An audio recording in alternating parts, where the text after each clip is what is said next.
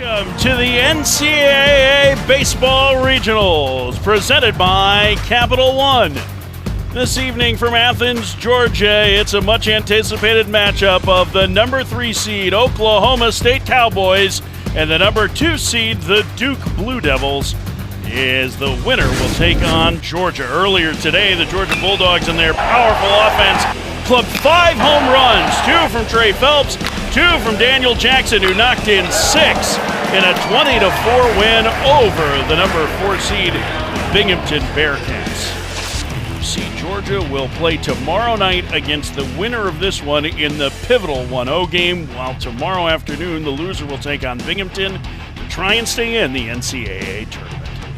And we welcome you inside our broadcast booth here at Foley Field with Jensen Lewis. I'm Mike Farron. Oklahoma State had an uneven start to the season. We'll tell their story throughout the night, but they have a powerful lineup. They got hot at the end, and Nolan Schubert is a major reason why. Unbelievable guy in the middle of this lineup. 17 homers, 54 runs batted in. A big reason why the Cowboys have won 10 of their last 12, and that man right there will be tasked with being able to lead this offense early. We saw the ball fly earlier today, anticipating a lot of that tonight as well. One of the last 4 teams into the field of 64. They take on a Duke team that has had an outstanding season overall. Second most ACC wins in school history. They have power, and Chris Pollard has done a tremendous job. All 3 of those super regional appearances have come on his watch, including one winning the Athens Regional in 2018. They're used to playing here. They understand the surroundings. They know what this ballpark's all about. Their next home run will be number 100. Maybe it'll be hit by that man, the most interesting mustache in the ACC. 2-time first-team All-ACC performer Ben Miller, the Durham native, trying to lead Durham, the Duke Blue Devils, to Omaha for the first time since 1961. And the red-hot sophomore A.J. Gracia helps to lead this power-laden lineup. The ball will be flying tonight at Foley Field. It's Duke and Oklahoma State, Game 2 of the Athens Regional. NCAA Baseball Regionals are presented by Capital One. What's in your wallet? And by McDonald's.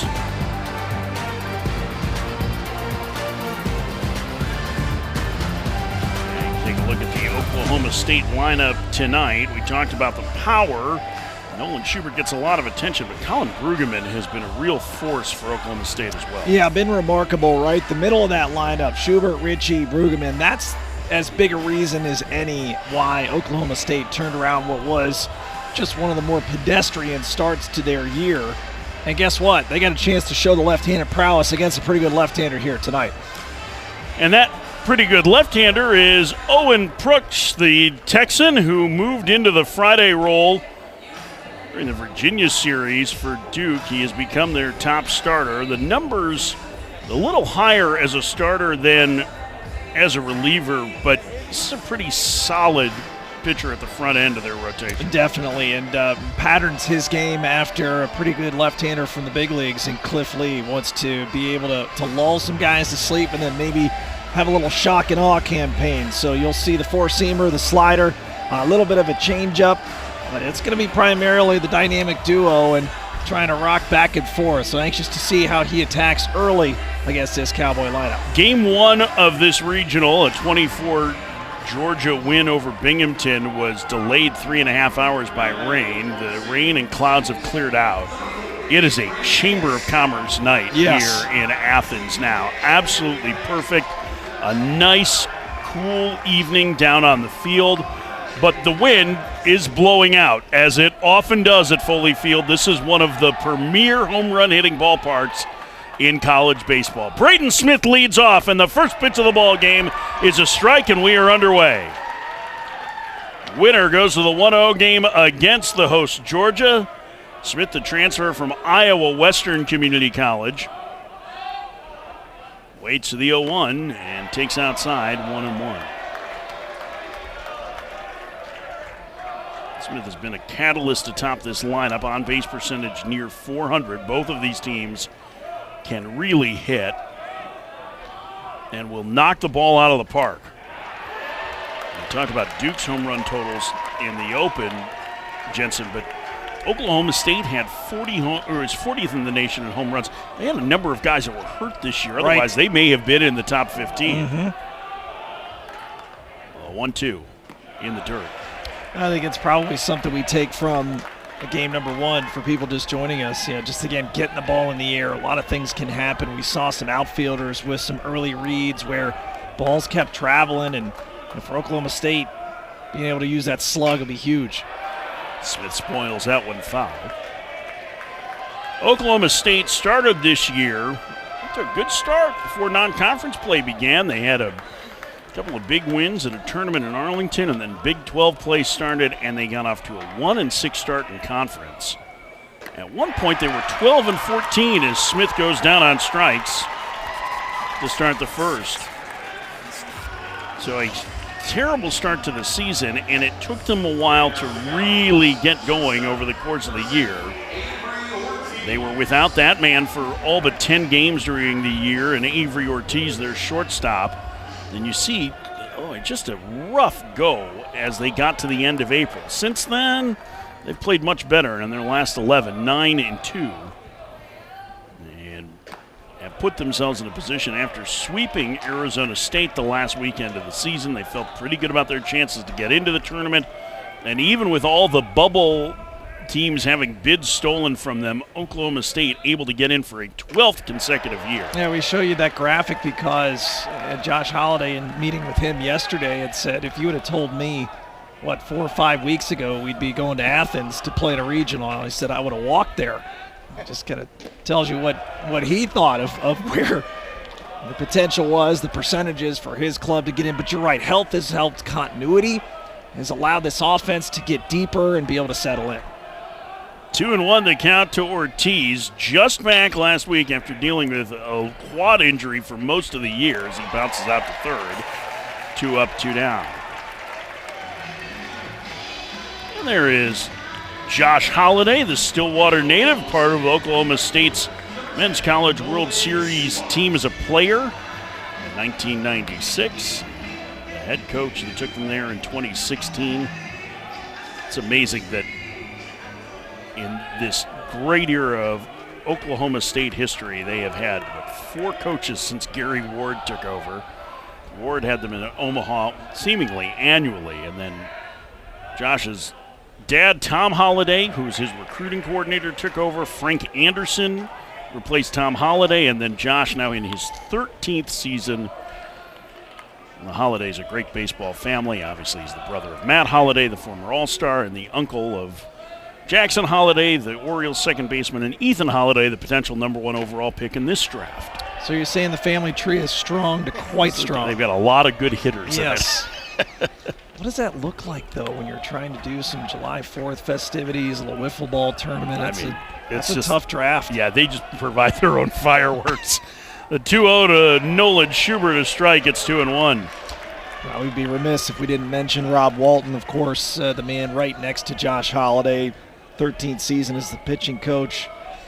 Guy that has been so revered even at his age, and be retiring after this year. And we'll talk about him throughout this weekend. But these guys came in together, had an opportunity to be hired as the head coach. See Rob walking there, and we talk about the offense. The pitching staff had to navigate some bumps in the road as well. Former Oklahoma State player, former head coach at Oral Roberts. And he's going to call it quits at the age of 62. There he is, one of the really great coaches in college baseball over the last 3 decades. 3-2 to Nolan Schubert. The slugging right fielder waits and takes ball 4, and the first base runner of the game comes via a 2-out walk.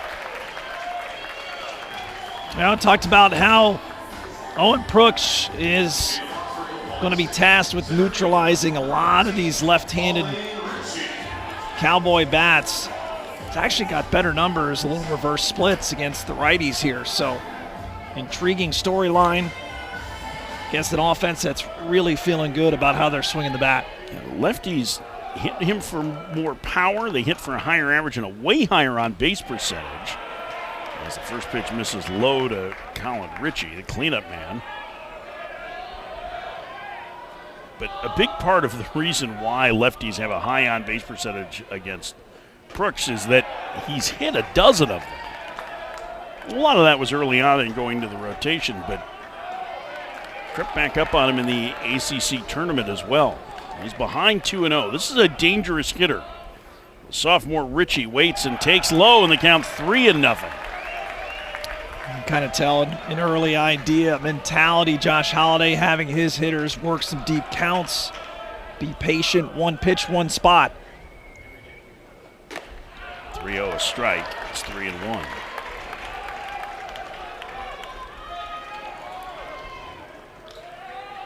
Reaching 10 homers during the year.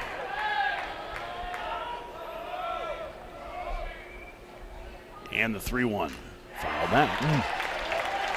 So right now the wind and that flag not as stagnant, but definitely a sharp contrast to about an hour ago when we finished Binghamton, Georgia.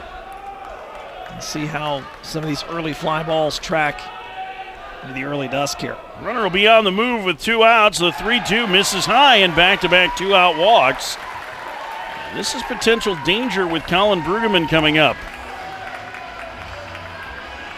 They kind of tell his glove side a little rotational right now, Mike, so that's kind of affecting his ability to locate the heater the way he wants. Been behind in the count a handful of times already. Some early jitters here in a big game. Brueggemann, the Illinois native, 6'6" slugging first baseman. Takes a fastball strike. It's 0-1. This is a big early spot in this critical game for both of these teams. This is a matchup we have been really looking forward to. Upstairs, it's 1-1. Duke has a very deep pitching staff. They have a number of left-handed arms that they will go to over the course of the night. And while Brooks had moved into the lead role in the rotation, they won't hesitate to go to the bullpen early, 1-2. And part of the strategy here, and just kind of how we saw in game 1, inning number 1, so paramount to get the momentum in your dugout. Runners get their lead at first and second. The pitch.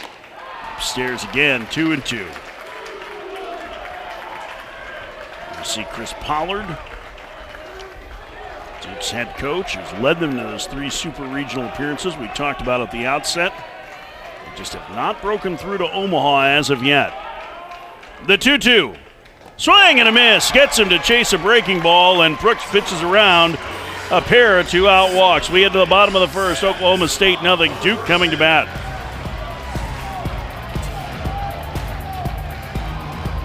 I'd do anything. Let's put magic fairy dust on Murphy and Buzz so we can play together forever. Wait, I have a better idea. Let's go to PetSmart. Check out Hill Science Diet. It's formulated for long, healthier lives. Nice. PetSmart. Anything for pets. Fire it up. The all-new Dragon Flame Grilled Whopper is here at BK. Bold, juicy, flame grilled, and ready for adventure. Experience a new kind of flame at Burger King. How to Train Your Dragon, coming to theaters June 13th. Will you marry me? Is that Hidden Valley Ranch? This is the most flavorful day of my life. Easy squeezy Hidden Valley Ranch. Only serious about flavor. Have you ever looked up at the stars and wondered, is there life on other planets? It's really happening. On June 20th, This is the most beautiful place I've ever seen. This is the bathroom. we are not This is awesome. alone. Are you gonna eat me? What? Ew. What kind of alien are you? Disney and Pixar's Elio, rated PG. No score as we go to the bottom of the first inning. Duke Blue Devils behind that man Chris Pollard. And that man highlighted, Ben Miller, trying to get back to Super Regionals for the second time in 3 seasons. There you see Miller, the mustachioed man with a great education, and he will face Mario Pesca, the right-hander from Oklahoma State, the transfer from St. John's. Sean Youngerman was expected to start this game, but he had been battling an illness the last couple of days. And so just a couple of hours ago, Oklahoma State making the change to Pesca, who's been very good. He is a ground ball machine. Yeah, that was our theme tonight, right? Grounded in what he does best, and that is that sinker that he will throw to both sides of the plate. Slider will be mixed in as well. And then effective and efficient here, Mike. You get a ground ball guy. You want to have some quick innings. You want your offense to be able to continually put pressure on Duke. Got a dandy of a matchup, that's for sure. Look at Miller in the dugout and Wallace Clark. Shortstop will lead things off. Switch hitter transfer a year ago from Oklahoma. He was the shortstop on Oklahoma's national runner-up team. 22. First pitch. Lines it down the left field line and foul. Aggressive on the first pitch, and that's going to kind of be the game plan, I would think, against Pesca, to throw strikes. And just never want to have to get into, later counts or advantage counts in which you're trying to see the ball up, especially with a sinker ball specialist, and could anticipate some early aggressiveness from Duke. Swing and a miss. Nothing in 2. I mean, there's a lot of left-handed hitting in the lineup. With Clark, who's a switch hitter, 6 guys will bat from the left side, and if you're going to have success against Pesca, lefties have a lot more than righties do. Clark fouls it away. I mean, he's good against lefties overall, but it's just there's a little bit more on base and a lot more slug. Yeah. And that makes sense as a sinker ball, absolutely. Right? And I think that's probably something to watch from where Georgia was hyper-aggressive against a youngster. And then also knowing the arsenal that Duke will face here tonight. Clark has swung at the first 4 pitches here, so they are clearly expecting Pesca to throw strikes.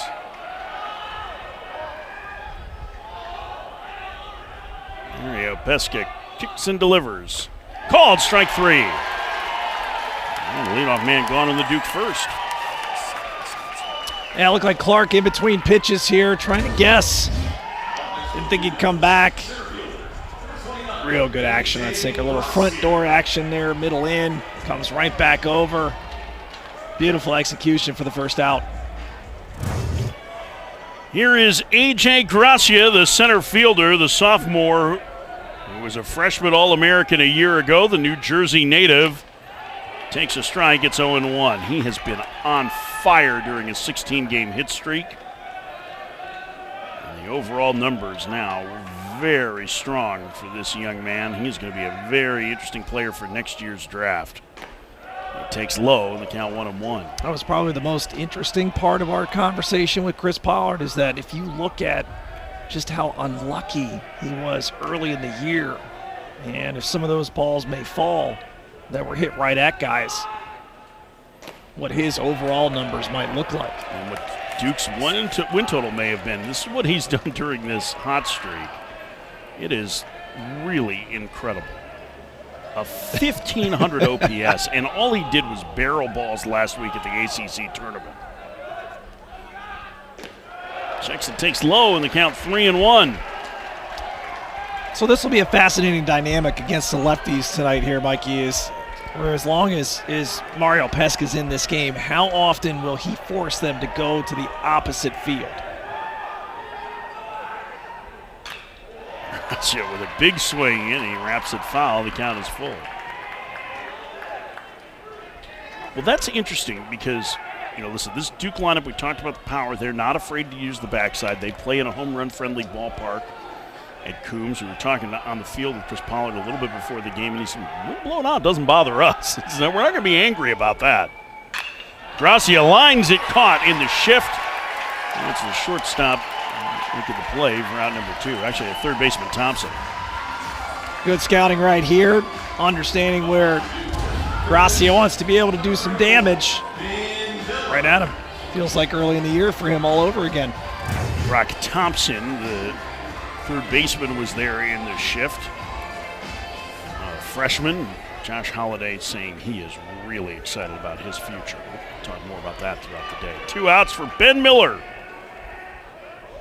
The Durham native, it's a 2-hopper to short, and it's a 1-2-3 inning for Mario Pesca. No score as we go to the second.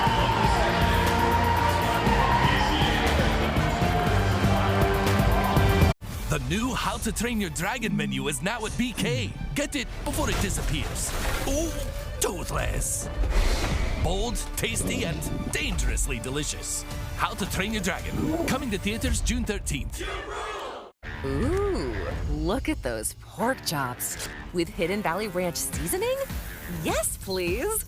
Ranch seasoned, savory, and sizzling. Hidden Valley Ranch. Only serious about flavor. I've been warned by celebrities, athletes, and world leaders, but I've always felt most comfortable up here with the folks that made me who I am. I'm right at home, out here on the land, because this is where I come from. I've been showing up here for nearly 200 years, and I can't wait to see what's next. That's off to the future. John Deere plans to invest nearly $20 billion in America over the next 10 years. Have you ever looked up at the stars and wondered, is there life on other planets? It's really happening. On June 20th, This is the most beautiful place I've ever seen. This is the bathroom. we are not This is awesome! alone. Are you gonna eat me? What? Ew. What kind of alien are you? Disney and Pixar's Elio, rated PG. Wildfires struck Stillwater, Oklahoma, destroying more than 200 homes in the process, including the home that was being shared by 4 Oklahoma State players, Charlie Carter, Bowen Bridges, Kyle Body, and Ryan Ure. They lost all of their belongings. The fires got within a mile of the house of head coach Josh Holliday. And it impacted their season greatly. They had 2 games against West Virginia canceled and then came back to play on Sunday because they felt like they needed the catharsis. But it has been a very trying year for Oklahoma State. And if you know anything about Stillwater, Oklahoma, you know that that university and that town are so intertwined.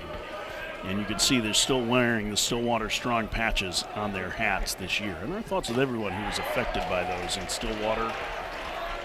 This is part of the challenges that Oklahoma State, and probably the most significant one that they've dealt with this year. The stuff that happened on the baseball field, Jensen, not nearly as important as what they had to deal with off. It was just remarkable when, Josh Holliday was so candid with us about, the player impact. It was just about the human first, right? I'm not even thinking about baseball. I'm thinking about, hey, I got to go buy tennis shoes. I got to go buy shirts, clothes on your back because everything burned to the ground. And resiliency has been such a theme for his group. And just one of those instances that you can't even fathom. I mean, to think that you're staring down fires 100 yards from your house, and to have the group come back the way that they did and really rally together has been such a key point for their success.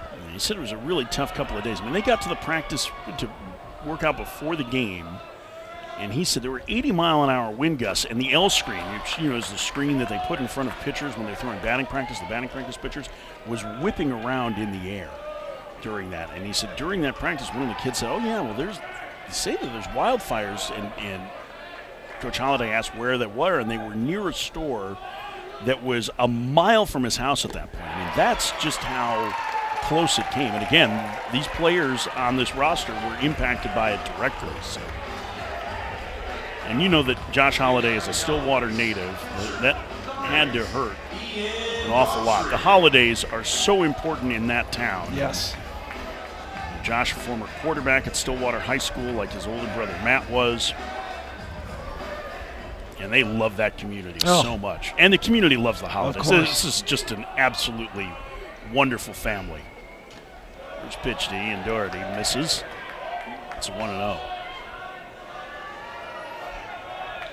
You get a lot of kids grow up, right, real quick. And here's the day-to-day. Here's how I got to provide for myself.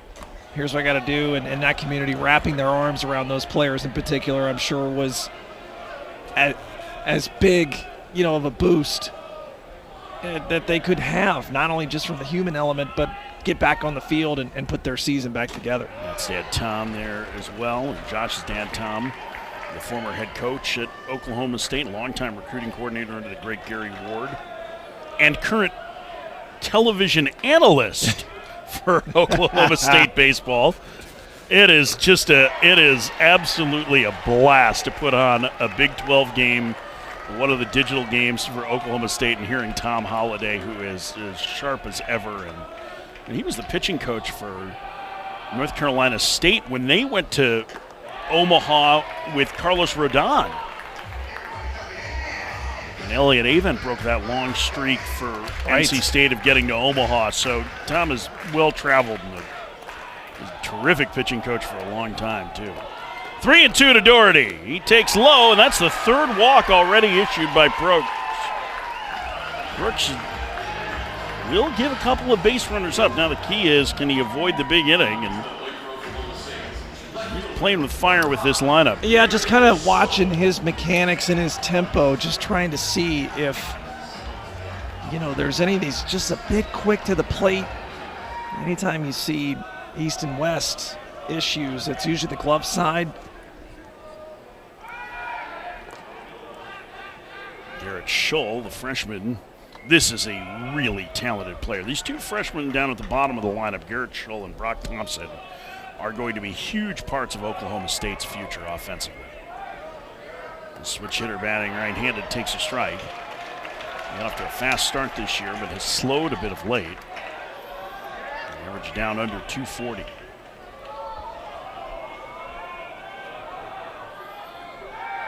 Throw over and the runner back.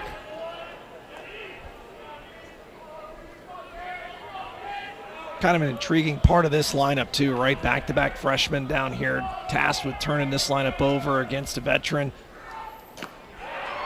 No strike in the count, 0-2.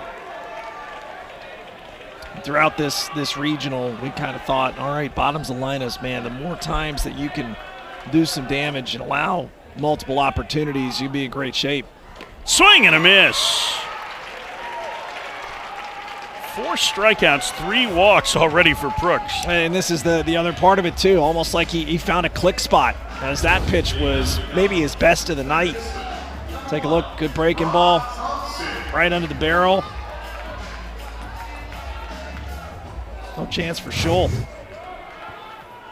2 outs for Brock Thompson, the freshman third baseman. He's played every day this year, made good strides defensively. He was a very, very highly regarded prospect coming to college. He was part of the Major League Baseball Player Development League. Right. Mom played softball at Cal Poly. His dad was actually NAIA Player of the Year at Oklahoma City College in '94. Grounded to short. Clark on the run, throws him out, and the inning is over. We've played 1.5, and we have no score. Oklahoma State and Duke.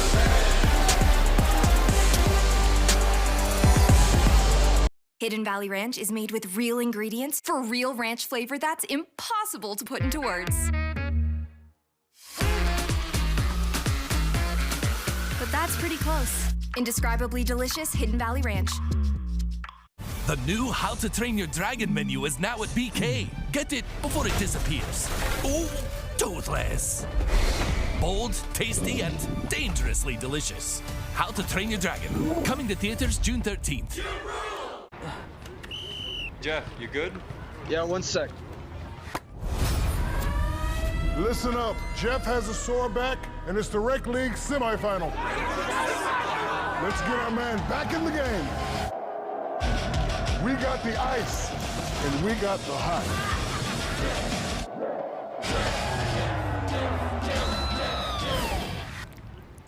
Ice works fast, heat makes it last. Icy Hot, you're so back.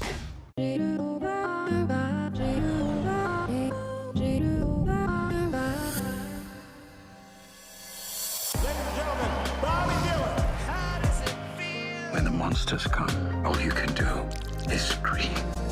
You were the last person to see the president alive. Did you kill him? They will never see us coming. Better? Yes, better. Exactly how impactful Chris Pollard has been at Duke. Look at that. The difference in the history. More NCAA tournament appearances in his 13 years than in the 108 seasons combined of Duke baseball before he got there. Pollard, one of the best coaches in the country. He's had this Duke team in Super Regionals in 2018, 2019, and 2023. They are looking to try and make their first trip to Omaha since 1961. Jake Hyde fouls the first one away. It's 1-1. Yeah, they've really benefited from kind of his mentality, his not only his intelligence and intellect, but just talking with him yesterday about the makeup of his roster and dealing with guys that have multiple degrees. And you think about the brain power going through those meeting rooms. Like, okay, I can pretty much put anything out here. These guys will get it, but devising some practice schemes, some other concepts that really get the very best out of each one of these guys. Jake Hyde's a transfer from Georgetown. Swing and miss, it's 1-2. They have a lot of transfers from good programs. Ben Miller went to Penn. Ben Rounds, Harvard, right? They have guys that have played in the Ivy League, and they have a great graduate school, obviously, at Duke that gives these guys an opportunity. Two out at first. Hyde retired, and the leadoff man gone in the second. I'll tell you that the other thing, though, is as smart as his players are, Chris Pollard is a really smart coach, and I'm not sure that there are many coaches, at least this is my kind of 30,000-foot view, and you and I cover a lot of Major League Baseball. There are very few coaches at any professional level that understand pitcher usage leverage the way that Chris Pollard and his pitching coach Brady Kirkpatrick do. And they've proven that year in and year out, where they've had competitive teams that have gone to super regionals that haven't really had a set rotation because they haven't had the luxury of it. But they've had quality arms that they've been able to maximize their use. And you can win that way. It does not leave a lot of margin for error, but you can do it. And consistently being in regionals helps to prove it. Well, a lot of that is buy-in from the guys in the dugout, too, of saying, okay, here's an idea. I'm going to present it to you. This is how we are best suited to win. First base runner for Duke will be an opposite base hit from Ben Rounds. And one out in the second. Little elevated sinker in the zone, and just a good piece of hitting here by Rounds. Very solid swing. Taking a little location he wanted it. That leaks right out over center cut. Great job of seeing it a long time. Rounds getting the ball deep in the zone. Excellent job. A one-out single to start the Duke half for the second. This Duke team really did not get going early on in conference play. They got swept at Stanford and started the conference season 2-4. They looked like they were maybe going to take a step back this year. They lost a lot of power last year. Ben Miller, they were fortunate, was able to come back. The pro ball was not calling for him, at least the level that he was hoping it would. And so they struggled until they got to Virginia. And in that series of Virginia, in the middle of March 21st, 2nd, and 3rd, they swept Virginia in Charlottesville for the first time in program history. And that got them on the right path. They ended up winning 17 games in the ACC. And while they didn't really go on this miraculous run where they won 14 out of 16, they played consistently well all the way into the ACC tournament. It's a good team, and it is one that is really deep from the left side, both offensively and on the mound. And the offensive outburst is probably the key highlight in the last, 10, 11 games, putting up kind of what we saw from the Georgia offense, averaging 10 runs, making life a lot easier on your pitching staff. It was funny, they've got this reputation of having all of these left-handed arms because they do. And in talking to Chris Pollard about it, he said, we ended up with all these left-handed arms and hitters. He's like, kind of by accident. We were just so right-handed that we started recruiting left-handed hitters, left-handed pitchers, and all of a sudden they all came to school. Tyler Albright swings and hooks one down the left field line towards a corner, and it's foul. 1-2 to Albright. Got that off the end of the bat there a little bit, and for Albright, you talk about these different athletes coming in. How about his family history? Oh. How about growing up in that family as an athlete? They are Duke sports royalty, I would say, right? They yes. have, I mean, just about every family member that they have is somehow associated with Duke athletics. Uncle Ethan was the only outlier going to the arch rival. Do you think anybody wants to sit next to him at Thanksgiving? Well, if he's wearing his Tar Heel blue in Durham, probably not. His dad played football. Uncle Eric played baseball. Grandfather Doug played basketball with Duke. Ethan, though, was a Pro Bowler in the NFL, so 1-2. Inside, it hit him. Brushed his elbow guard, and Duke threatening with one out in the second. I feel like you could take a look at this one if you wanted. Just feels like it was a breaking ball, just kind of got away, just got a little loopy with it. A little gamesmanship there, huh? Elbow out. Okay, a little flirtation. Right, I mean, I think that may have been looked at if Josh Holliday wanted to do that. It may have been worth a review. He doesn't challenge it, but here's Sam Harris. Sam Harris has been hot of late, and he had one of the most impressive batting practices yesterday. Oh, that was sensational. That really was. He's moved into that DH role, the Iowa native. From scenic Urbandale. You're not allowed to say that. You haven't been to Urbandale. No, so I didn't. I have. I let it go. I can say Urbandale. I stayed in my lane. That's a strike. It's 0-2. I don't vouch for a Chamber of Commerce. It's like being a dentist, right? Like you can make jokes about being a dentist if you're a dentist, right? I'm the same way. If you've lived in Iowa, you can make comments about Iowa. 0-2 the count. And the pitch to Harris. Outside. That one just missed the corner. Really well located fastball. It's 1-2. Good idea, yeah, and I like it just to try and coax Harris into making a decision. Do I want to extend the zone? Do I want to come out of my approach? Urbandale, for those curious, is suburban Des Moines, northwest suburbs. Drive to left, going back towards the fence, and it's off the wall, over the head of Scholl.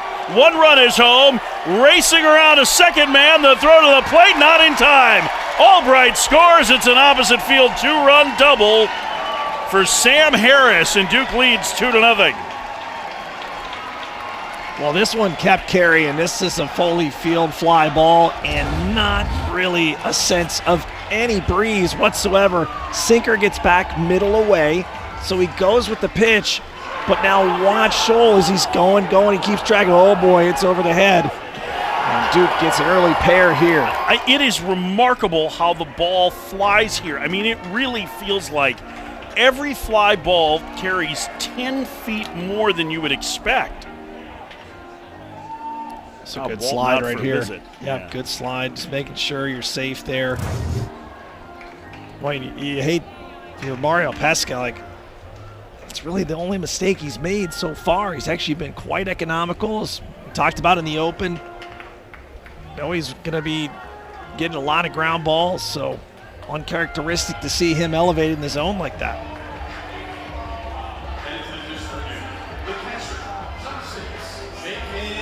Walton's conference is over. Macon Winslow will bat. Former perfect game All-American with an outstanding defensive reputation coming into college. He sat behind Alex Stone last year, had a huge game-tying home run in the 9th inning against Pitt in the ACC quarterfinals. He swings and hits a chopper foul. And 0-1. He was part of Home Run Derby X last year. A bunch of the Duke players were part of that event. Yeah. It's like kind of like a video game-ish home run derby in real life with some former players. They did it at DBAP, at Durham Bulls Athletic Park. And Winslow participated in that. It seems like it would be. Yeah, I was just going to say, he has the look of a showman. What is it about his look that says showman to you? Just the steely gaze, you know. Jensen is auditioning to be Mickey Winslow's talent agent. Hey, you keep swinging the bat well, you can make it easy on me. I meant for, like he's going to have a player agent, right? But you get talent agent Steely only. Gaze. Steely gaze, not to be confused with Blue Steel. I don't do TV, though. Swing and a miss. It's 2-2. Only features. Commercials.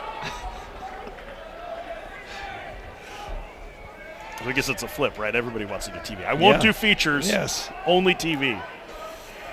2-2 the count to Winslow. 2-0 Duke. Way outside of the count full. All right, so if you're Pesca here, it's got to be a competitive sinker in the zone. Now you've kind of tried to extend a bit. Got to find a way to get under the barrel here, force some weak contact.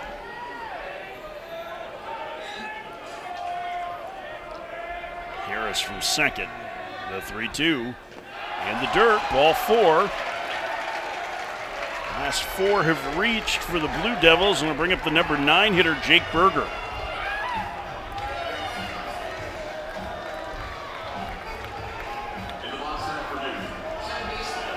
Berger, another transfer from Harvard. He was on the All-Ivy League academic team last year. The guy knows what he's doing, is what you're saying. I find that absolutely mind-blowing. Do you know how good you have to be as both a player and a student to be all academic Ivy League? Yeah. Takes a strike. It's 0-1.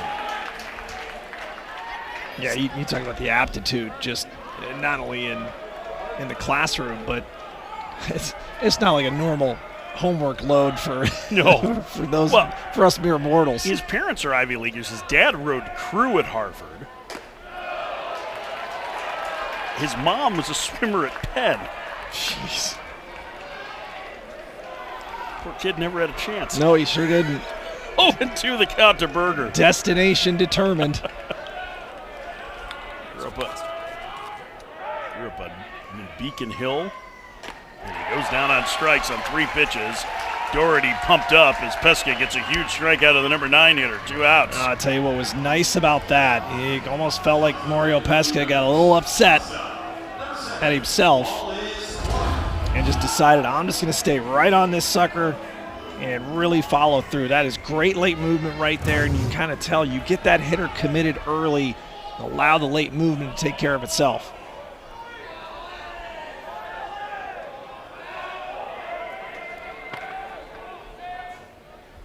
Swing and a miss by Clark. It's 0-1. Pesca has faced 10 batters. He has thrown a first pitch strike to all of them so far tonight.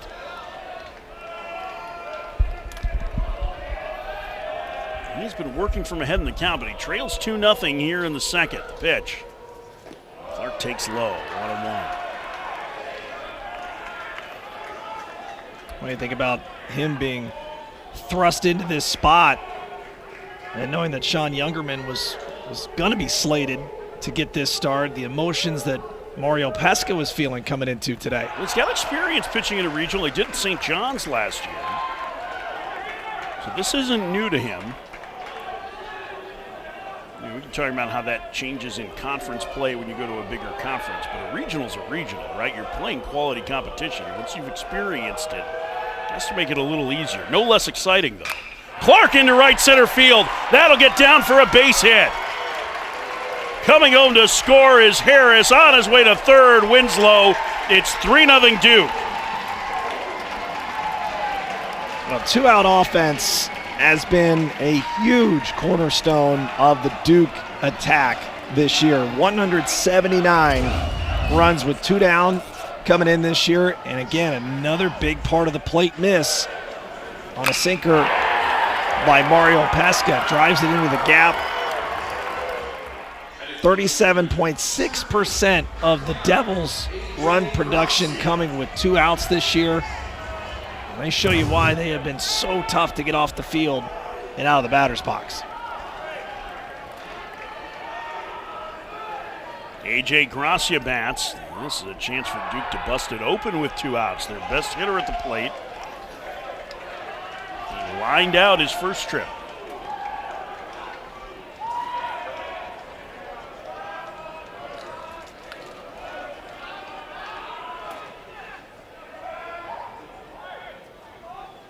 The pitch, a strike. And the count now 0-1. This kind of has that feel of the first inning from Game 1. Daniel Jackson hitting the 3-run home run to really make it a crooked inning. And right here, one more hit could do the same in the nightcap.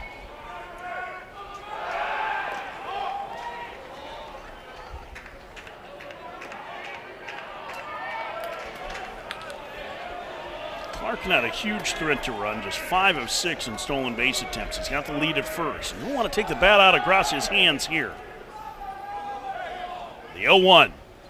Down low, and that one blocked by Doherty. The count 1-1. A long inning now here for Pesca. 30th pitch coming up. This is where, as a sinker baller, Mike, you get the fatigue. It starts to elevate a little bit. He's got to be very mindful of the mechanics and finishing the pitch.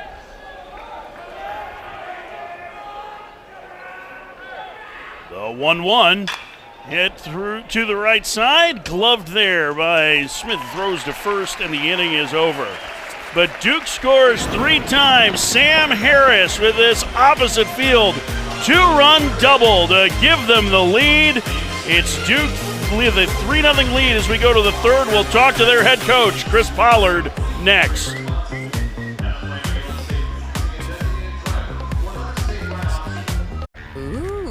Look at those pork chops. With Hidden Valley Ranch seasoning? Yes, please. Ranch seasoned, savory, and sizzling. Hidden Valley Ranch, only serious about flavor. Fire it up. The all-new Dragon Flame Grilled Whopper is here at BK. Bold, juicy, flame grilled, and ready for adventure. Experience a new kind of flame at Burger King. How to Train Your Dragon, coming to theaters June 13th. Have you ever looked up at the stars and wondered, is there life on other planets? It's really happening! On June 20th, This is the most beautiful place I've ever seen! This is the bathroom. we are not This is awesome! alone. Are you gonna eat me? What? Ew, what kind of alien are you? Disney and Pixar's Elio, rated PG. We go to the third. We are now joined by the head coach of the Duke Blue Devils, Chris Pollard, eager to join us here. Sam Harris, we were talking a little bit about him yesterday. He has been on a tear for you. What have you started to see from him of late? Well, just a better understanding of the strike zone. He's got tremendous power, but now he's pairing that with a really good understanding of what he does well and what pitches he handles well, and you saw it right there in that at-bat. I thought it was a terrific 2-strike at-bat. Oh, Chris, and the 2-out lightning we kind of talked with you about yesterday. Yeah. It's been a hallmark of the club. Hey, with Owen, what have you seen thus far 2 innings in? Well, I think his stuff is maybe as live as it's been all year. Stuff looks electric. I think he's a little bit amped up, so he's been out of the zone a little more than we would like. He's producing a ton of swing and miss. Would love to see a little more soft contact just so we can get some quick outs and get right back in the dugout. Real quick, Chris, we have noticed the ball carries here way more than what it feels like off the bat. Is that something your outfielders have to be mindful of? Yeah, you know, it's interesting. We'll see if it does tonight. I've been in this park enough to know that sometimes when the sun goes down, it doesn't play the same as it did maybe this afternoon. I thought that Harris's ball had a chance to get out off the bat and just didn't quite. So, you know, we're aware of it for sure, but I think it may turn as the evening goes along. Chris, we appreciate the time. Best Thanks, of luck. Mike. Appreciate you. Chris Pollard, the head coach of the Duke Blue Devils, joining us. And I was just kind of curious about that because that's something we've been talking about is just the way it carried. Now, they won a regional here, right? So he's got an idea of how to play in it, but I felt like a little different on Harris's ball. I don't know about you. Well, that's why I just wanted to look right away at the flag to see, okay, was it wind aided? You know, right now we're getting a little bit more of a breeze out as we saw at the end of the Binghamton and the Georgia game, but I think it is I think it is part of our conversation. You and I were thinking, all right, we could have two different ballparks tonight, whereas some fly balls that really tracked and traveled in game one may not do the same here and lose some steam towards the track. Avery Ortiz hits and takes low, and the count 3-0 now to the number 2 hitter in the Oklahoma State lineup.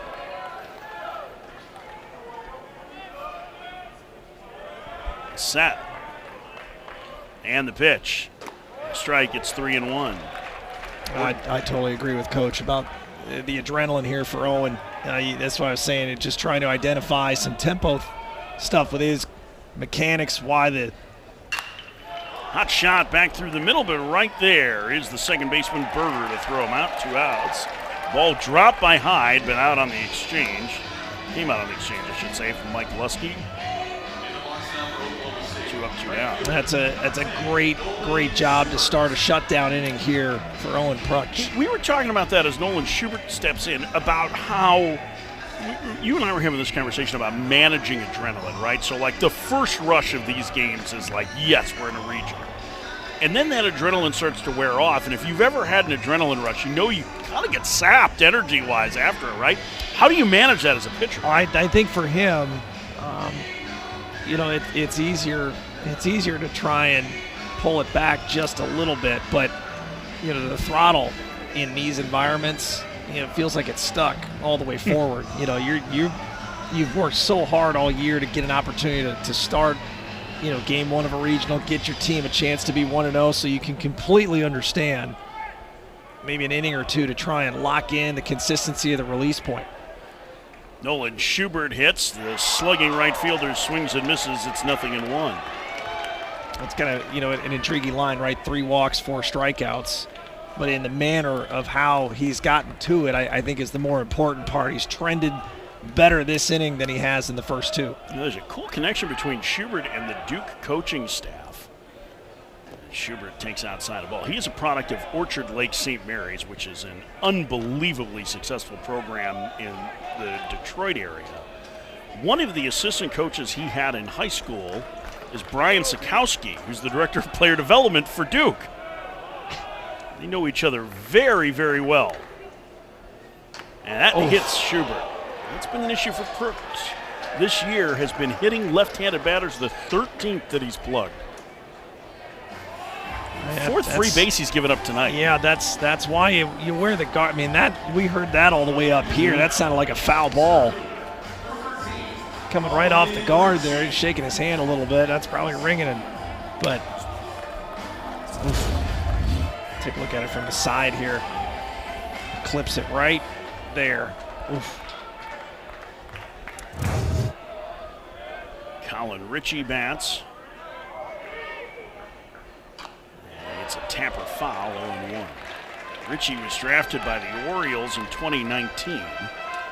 Obviously did not sign. He is from Atoka High School in Atoka, Oklahoma, a school of about 3,200 people. I'm sorry, a town of about 3,200 people.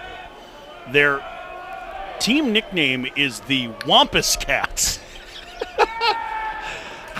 I mean, how do we get a pair of those for this broadcast too? Can you imagine the Wampus Cats bringing this action to you live? A Wampus cat, in case you're wondering, and I'm sure that you were, is a cat-like creature in American folklore.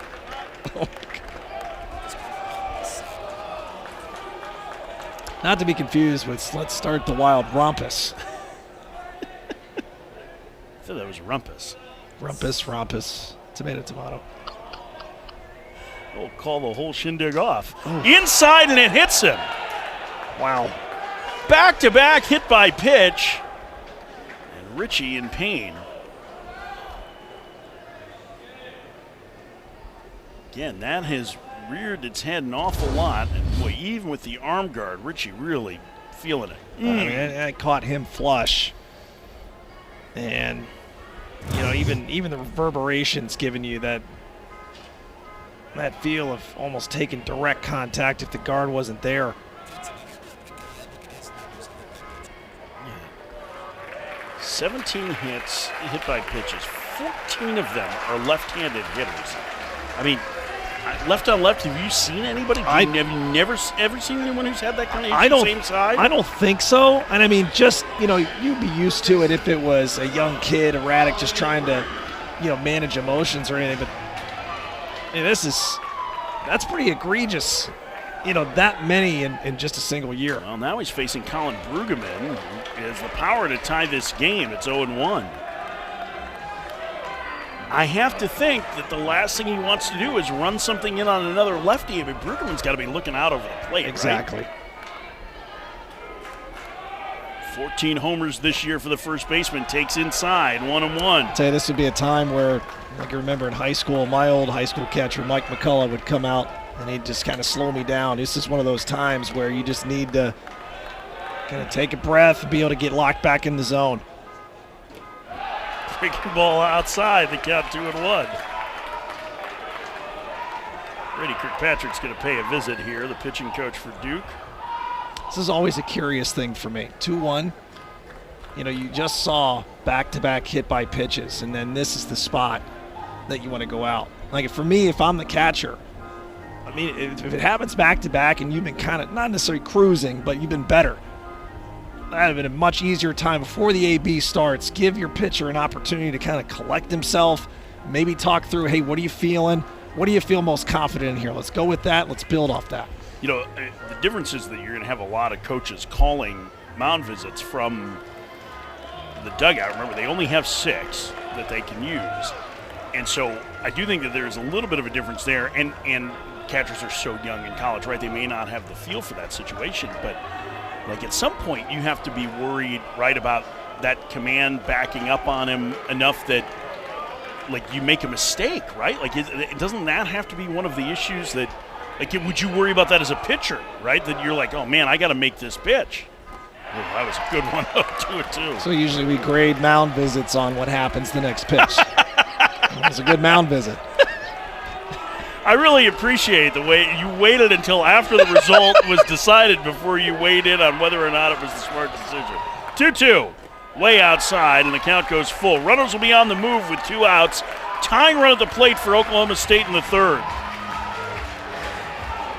Now, if it's anything off speed here, it has got to be down. You cannot get hurt with runners in motion. You got to make sure you finish this pitch out front. The 3-2. Upstairs, and the bases are loaded. 4 walks and 2 hit by pitch for Prutch.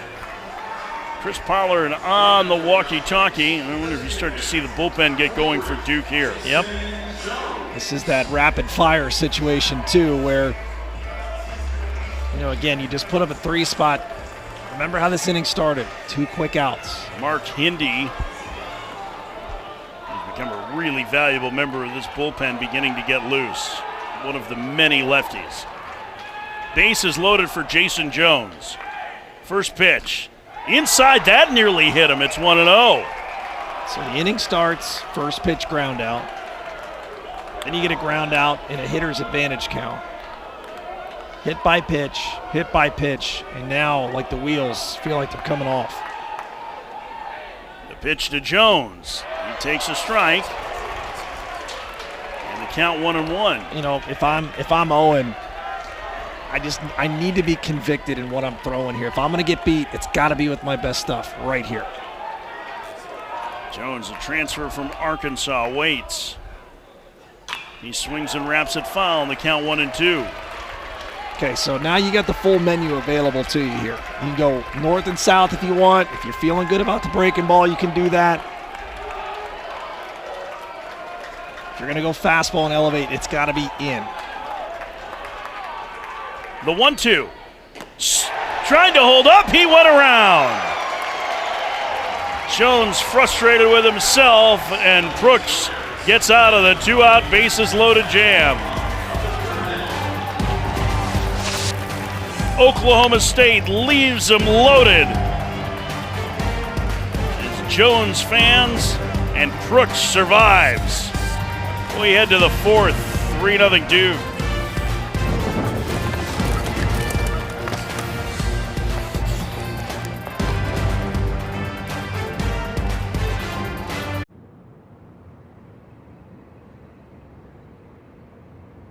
I'd do anything. Let's put magic fairy dust on Murphy and Buzz so we can play together forever. Wait, I have a better idea. Let's go to PetSmart. Check out Hill Science Diet. It's formulated for long, healthier lives. Nice. PetSmart. Anything for pets. Fire it up. The all-new Dragon Flame Grilled Whopper is here at BK. Bold, juicy, flame grilled, and ready for adventure. Experience a new kind of flame at Burger King. How to Train Your Dragon, coming to theaters June 13th. Will you marry me? Is that Hidden Valley Ranch? This is the most flavorful day of my life. Easy squeezy Hidden Valley Ranch. Only serious about flavor. Would you rather spend your summer like this? Hey, Jim, how's your back? Oh, you know. I hear ya. Or like this? What's happening? Welcome. Allow me to adjust your gravity. No, I'm fine. Gravity on. On June 20th, kick off your summer with Elio. Elio? Elio. You're more puny than I expected. I could say the same about you. These are the lava tunnels. Cody and I am not fireproof. Just get in my mouth. Actually kind of comfy in here. Disney and Pixar's Elio, rated PG, June 20th. The Women's College World Series on the networks of ESPN. ESPN's the home for the NCAA College Baseball Regionals. For around-the-clock multi-game coverage, scan the QR code on your screen. ESPN Plus subscribers can access expanded coverage with Squeeze Play. Those guys were raving at Mike Rooney and Chris Berg. Ben Miller waves at that one into left center field and gone.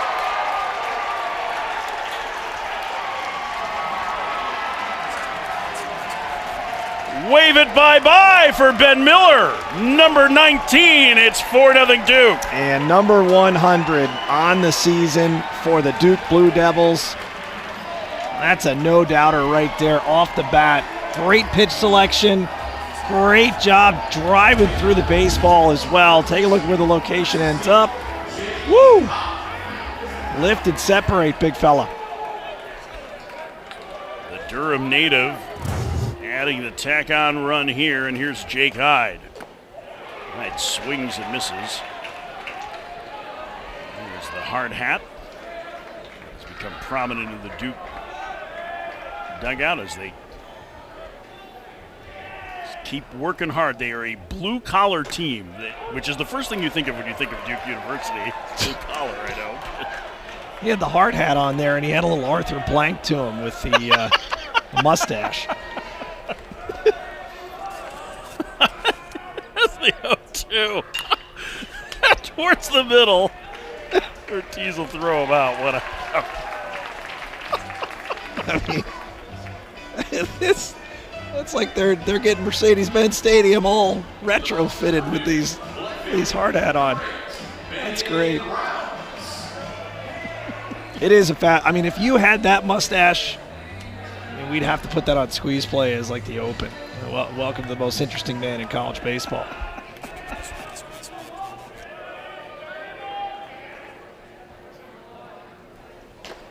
That one outside, 1-0. The thing is that Runes wants to take all the credit for himself, so. I mean, that mustache has to be worth at least another 35 points of OPS.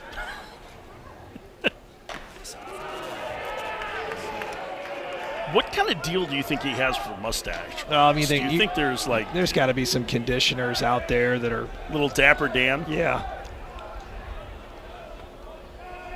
I would feverishly look up brands right now, but I don't want to. 3-0 the count to Ben Rounds. I would be worried about getting it wet. I mean, that's probably why you use the squeeze bottle. Yeah.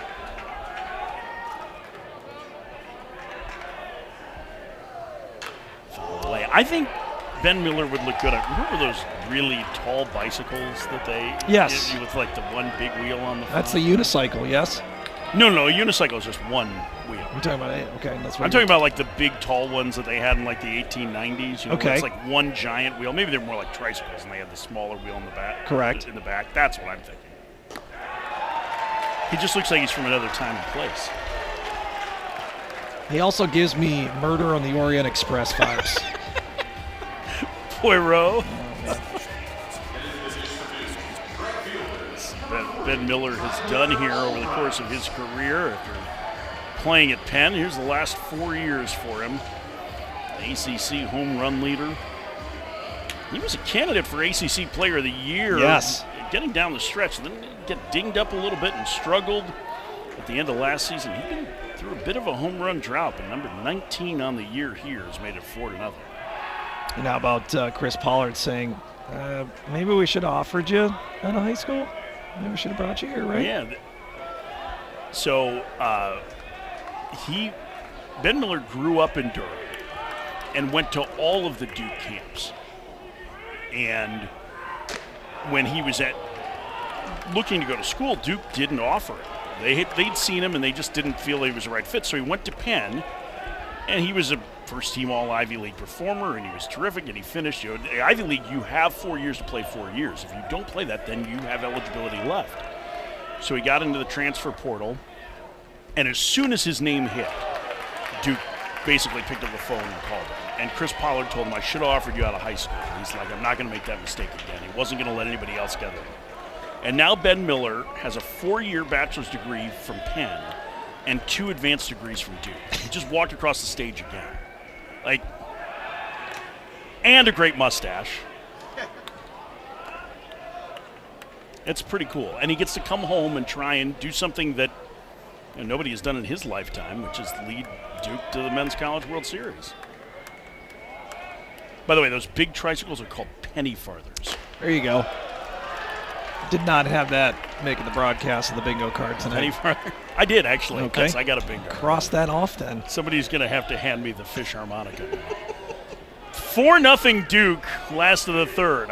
Albright bats. Throw over and the runner dives back. Still in that point of, Okie State doesn't want this to linger and expand any further. You got a couple of hard innings here, second and the third now for Pesca. Hammered to left field by Albright, deep and gone!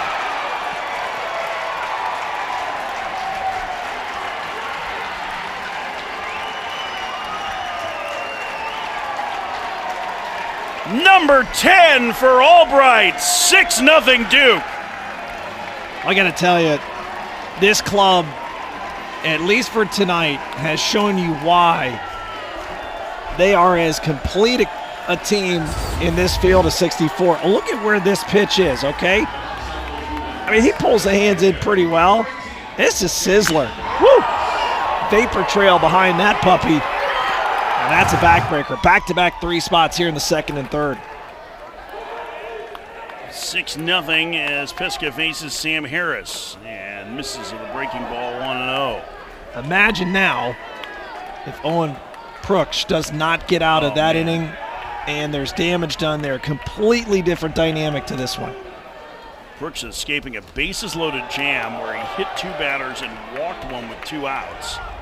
And getting out of it was a huge moment, it felt like, as it is, at least to some degree, you would think, sparked this Duke offense. It kept momentum in their favor. Liner into left field, a base hit. Harris is 2 for 2.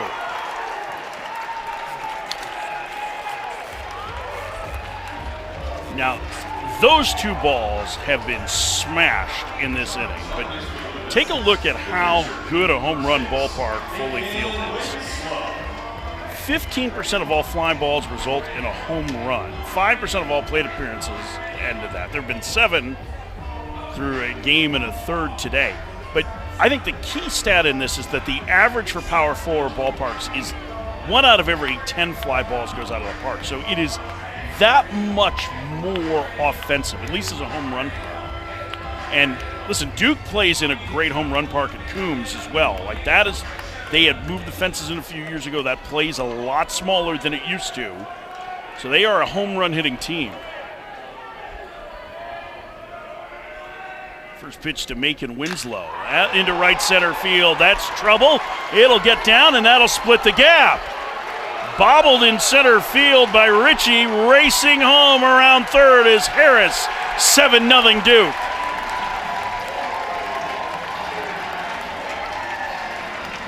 Well, this has been just a clinic in how to absolutely take advantage of mistakes. Yeah, I mean, again, you look for the spot, but elevated, breaking ball out over the big part of the plate, middle away, didn't try to pull it, just force-feed it into the right center gap. Misplay by Ritchie in center allows the run to come all the way around, and Rob Walton trying to find some answers here for his right-hander. 6 different Duke hitters already with hits, and just now they're starting to get some guys stirring in the Oklahoma State bullpen. No one has started throwing as of yet. They were hoping, again, that Sean Youngerman would be able to start tonight. He's been battling an illness. He's unavailable to start.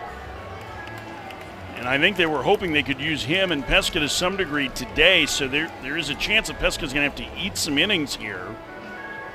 And there has to be a point, you would think, Jensen, where, listen, Oklahoma State has a very good offense, and I don't think it's 7 runs, but it might be 9 or 10. Yeah, you're getting to it. Where you start thinking about, okay, like, how do we plan for tomorrow and keep our best arms available out of the pen? And I'm curious to see how they handle it because, one, Pesca's in the jackpot right now.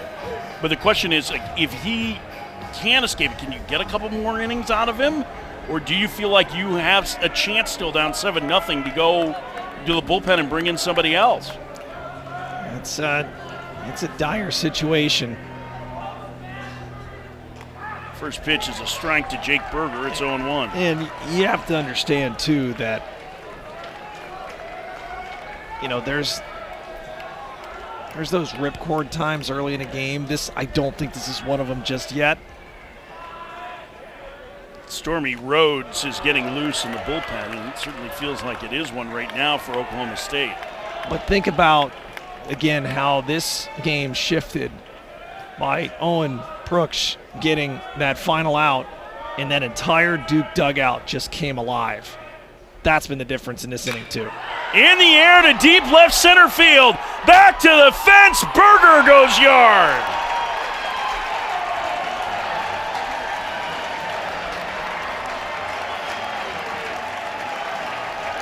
Three homers in the inning for Duke. They're up 9-0. Location, location, location. That's the name of this outing. Mario Pesca is going to look back at this game film and want a handful of these pitches back. Mikey, I mean, these balls are tattooed, and we are now comfortably at night here. It's cooled off. They are just crushing. One of the things that we have not talked about really with this Duke offense, and listen, we highlighted the power, right? And it's shown up here, and that one fair inside the bag down into the left field corner. Wallace Clark is going to have at least 2 as that one bounces away from Scholl. It's a 1-out double for Clark. But one of the things that we have not talked about is that this is actually not a team that swings and misses a lot, and it is not a team that chases outside the strike zone. And I think that's in contrast to a lot of power teams. It's one of the things that makes them a difficult lineup to pitch to. Well, we kind of talked in game 1 about Brady Bouchard. He was a huge strike thrower, right, filling up the zone. Probably not the lineup to do it against in Georgia. And you look at where Duke is, they haven't needed to decide whether to chase or not. I mean, there's been a lot of mistakes in the big part of the plate. A.J. Gracia is 0 for 2. Center fielder checks and takes outside, 1-0.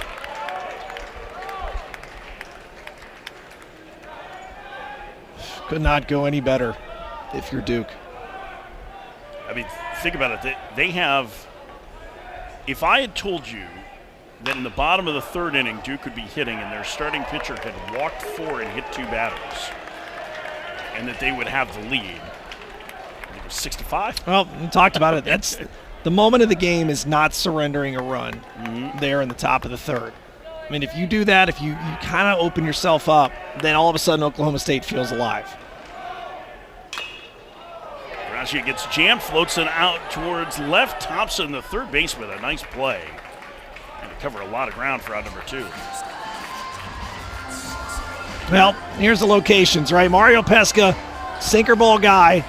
gets beat on a hanging breaking ball, sinker that doesn't sink, and another one that's just center cut. And you kind of see the theme here, Mike.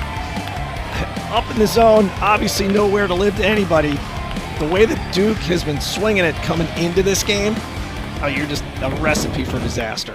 Ben Miller led this inning off with a solo home run. Mario Pesca now up to 66 pitches. The right-hander from the Bronx delivers. And that one hammered back through the middle, off the glove of Ortiz, no play. That's going to be an error. Excuse me, that's the second baseman Smith in the shift. That's going to be an error, and the inning continues.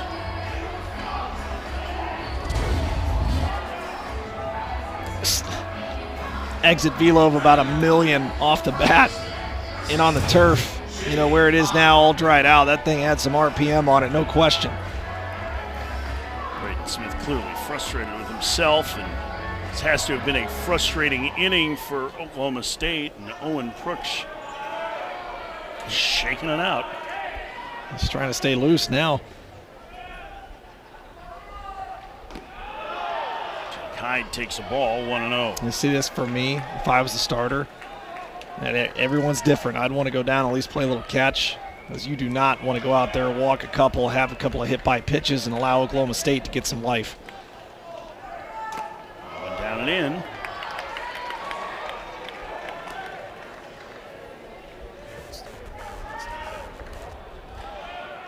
Pritch was just kind of tossing the ball against the wall, trying to stay loose a little bit. It's pitch number 70 on the night for Pesca. Ripped, diving stop by Smith. To his feet will throw out Hyde, and the inning is over. Duke scores 6 times with 3 long balls here in the third. Ed Miller got it started. Tyler Albright, a 2-run shot. And Jake Berger goes backside. It's 9-0 Duke to the fourth.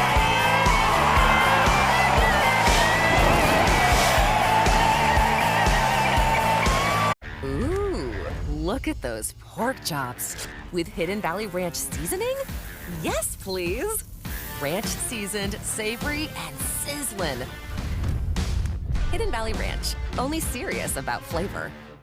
The new How to Train Your Dragon menu is now at BK. Get it before it disappears. Ooh, toothless. Bold, tasty, and dangerously delicious. How to Train Your Dragon. Coming to theaters June 13th. Your brain with Allegra versus some allergy medications during rush hour. Some allergy medications can make you drowsy. But Allegra is different. Traffic jam? We got this. Woo! We're nailing it. Yeah, come on. Like a boss. Right on time. Allegra is fast 24-hour allergy relief with 0% brain interference, so you can use it even when you're driving. It's a no-brainer.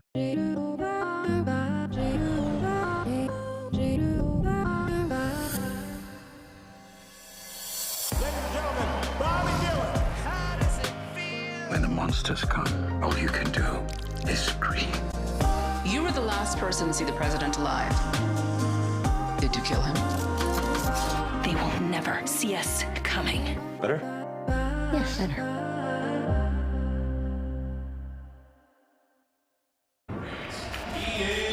The NCAA Regionals coverage for all 16 sites continues tomorrow on ESPN Plus and the ESPN app. For more information, visit ncaa.com. The home for all 90 NCAA championships. 9-0 Duke.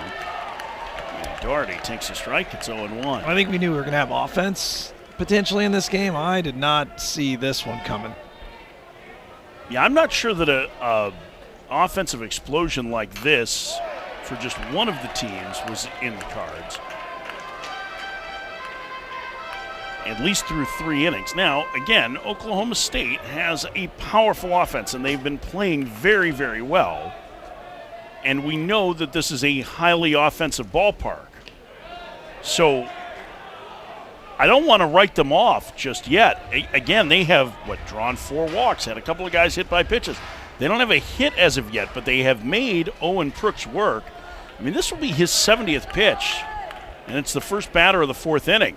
And Ian Doherty drives one to deep left field. Ben Rounds runs it down, and the leadoff man gone in the Oklahoma State 4th. That was a good swing by Doherty. Good swing, but there's a great example of just missing it where Duke has not. Duke has squared up almost everything tonight, and you can see the difference just in a little bit of the barrel, especially here, difference of a good 20 to 30 feet. Garrett Scholl will bat. He struck out his first trip. First pitch to the left fielder in the dirt, 1-0.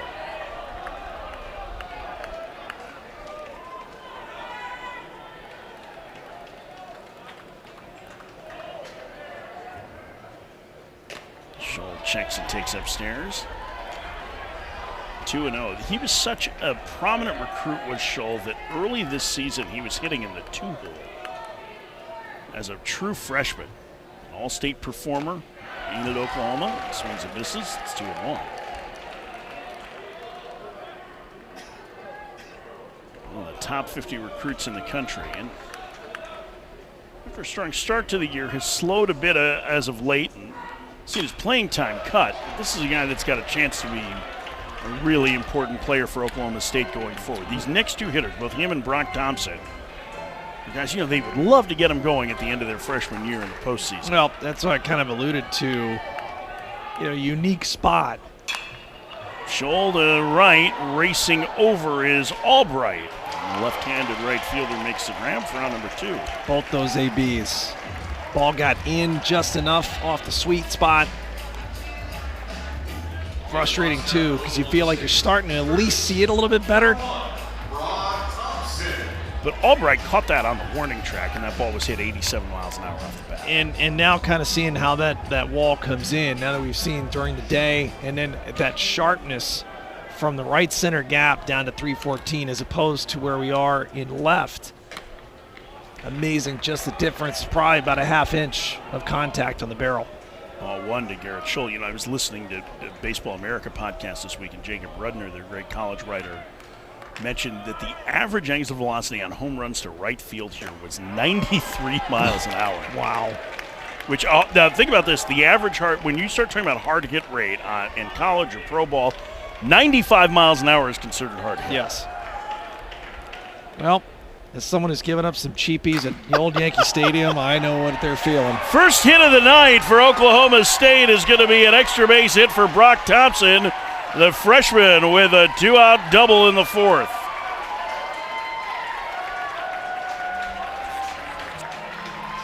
All right, so Owen Brooks have a little missed location of himself. Just hanging breaking ball. Thompson, great stroke down the line here.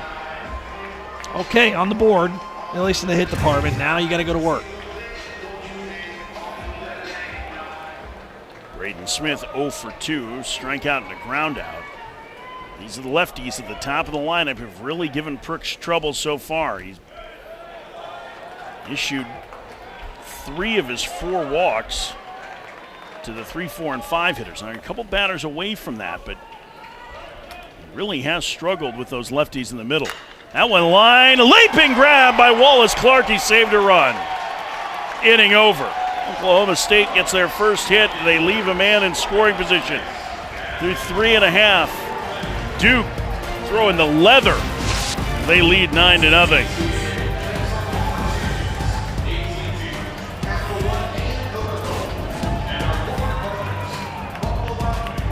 The new How to Train Your Dragon menu is now at BK. Get it before it disappears.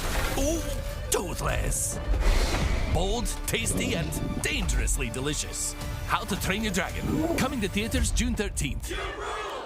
Hidden Valley Ranch is made with real ingredients for real ranch flavor that's impossible to put into words. But that's pretty close. Indescribably delicious Hidden Valley Ranch. Would you rather spend your summer like this? Hey, Jim, how's your back? Oh, you know. I hear ya. Or like this? What's happening? Welcome. Allow me to adjust your gravity. I'm fine. Gravity on. On June 20th, kick off your summer with Elio. Elio? Elio. You are more puny than I expected. I could say the same about you. These are the lava tunnels. And I am not fireproof. Just get in my mouth. Actually kind of comfy in here. Disney and Pixar's Elia. Rated PG. Everyone to Omaha, Nebraska, home of the College World Series. 'Cause here I come, I wear it all on my sleeve, so everything you see shows you where I'm from. Bolts back and makes the catch! Somehow hung on! Back-to-back jacks! More, can you believe it? 2 weeks from today, the Men's College World Series starts. The opener of regionals, Daniel Cuvée, who had a monster second half for Miami, with a 3-run homer as they beat Justin LeBron and Alabama in the opener in the Hattiesburg Regional. Here, 5 home runs for Georgia altogether, a pair each for Trey Phelps and Daniel Jackson as they pound Binghamton 20-4. And how about the West Virginia Mountaineers, the Big 12 regular season champions? Steve Saban's club down 3-0 after 4. They come back to walk off Kentucky. Nick Mingione's club 4-3 today. Just some of the action as Mario Pesca's night is done after 3 innings and a really rough third. The transfer from St. John's, he had 9 runs, and he will turn things over to left-hander Brennan Phillips. A little high 80s, touching the low 90s with the fastball. Get a little cutter, a little slider, a little changeup. See the ERA there. And now just kind of tasked with a shutdown inning of their own. And I realize they haven't scored, but at least you had something to hang your hat on, finally getting on the board for a hit. So a little quick inning, a little alacrity here, and get back to the bat rack. You and your Vanderbilt words. What a... You tried to show off for these Ivy Leaguers? No, like, come on. Duke is the Vanderbilt of the East. You know, they often call Harvard the Loris of the East. I don't know who they are, but it's a strike. It's 1-2. Great people, model Americans. Brennan Phillips. Sometimes you just see high school numbers that get your attention. Tulsa World Oklahoma Player of the Year, both his junior and senior year at Owasso High School in Oklahoma. His senior year, 67 innings, 120 strikeouts. Wow. Wow. Also hit .336 with 7 homers. But okay. 120 strikeouts in 67 innings. This is hero status in high school. Rounds to deep left center on the run, and making the catch is Richie for out number 1. Duke sent 11 men to the plate, and that's the second time that they had 3 homers in an inning. The first was back in May 6 against Queens College. Tyler Albright had a 2-run shot in the third. Ben Miller with a solo shot. I'm sure everybody in Stillwater right now thinks that's a villainous mustache. Well, it is, especially with the score the way it is right now, too. And again, credit where it's due. This Duke lineup has made the Cowboys pay. Misses in the count 1-1. We talked a little bit about it and just what the 3-hour rain delay was going to do in this game, loser of this game, having to turn it back around. And just from a morale standpoint, too, the way that the team would have to come back after defeat in this one, whoever it may be. You don't want to come out here and just get shut out and then have to turn it back around and play for your season. I think if you're Oklahoma State, it's not just like, hey, you need a shutdown inning, right? If you're going to have any hopes of coming back in this game. But Brennan Phillips has worked as many as 3 innings in an outing. He is not one of their primary relief arms, despite pretty good numbers. He's only thrown, 15 2/3 innings this year coming into tonight. If he can post you 3 or 4 zeros, it gives you a better chance, you feel like, tomorrow against Binghamton to maybe get through a game, get a win, and hopefully do it without having to use a ton of pitching Because the trek through the loser's bracket is just a grind to win a regional because you have to play so many games. If you think about the differences, if you're in the winner's bracket, right, the minimum number of games, if you're at 2-0, that you play to win a regional is 3. If you're in the loser's bracket, it means that you were 1-1 at one point, right? Or 2-1 at one point. And that adds, you're talking 4 or 5 games you have to add total. Well, and more importantly, on Sunday, potentially, backing it up. Playing 2 in one day. Yeah. I mean, it's like 3 games usually in 30 hours. As things stand right now, Georgia awaits the winner of this one tomorrow night, and the loser has to come right back at noon Eastern time tomorrow. It's 9:15, or just after 9:15 now. So anything to make things easier on your teammates, too. I mean, that would be really important. And listen, Oklahoma State or Duke, whoever ends up losing this game, would be favorites of that one against Binghamton, but you just don't want to put yourself in any worse spot than you have. Phillips with a good start there. A perfect 4th for him. We head to the 5th. It's 9-0 Duke.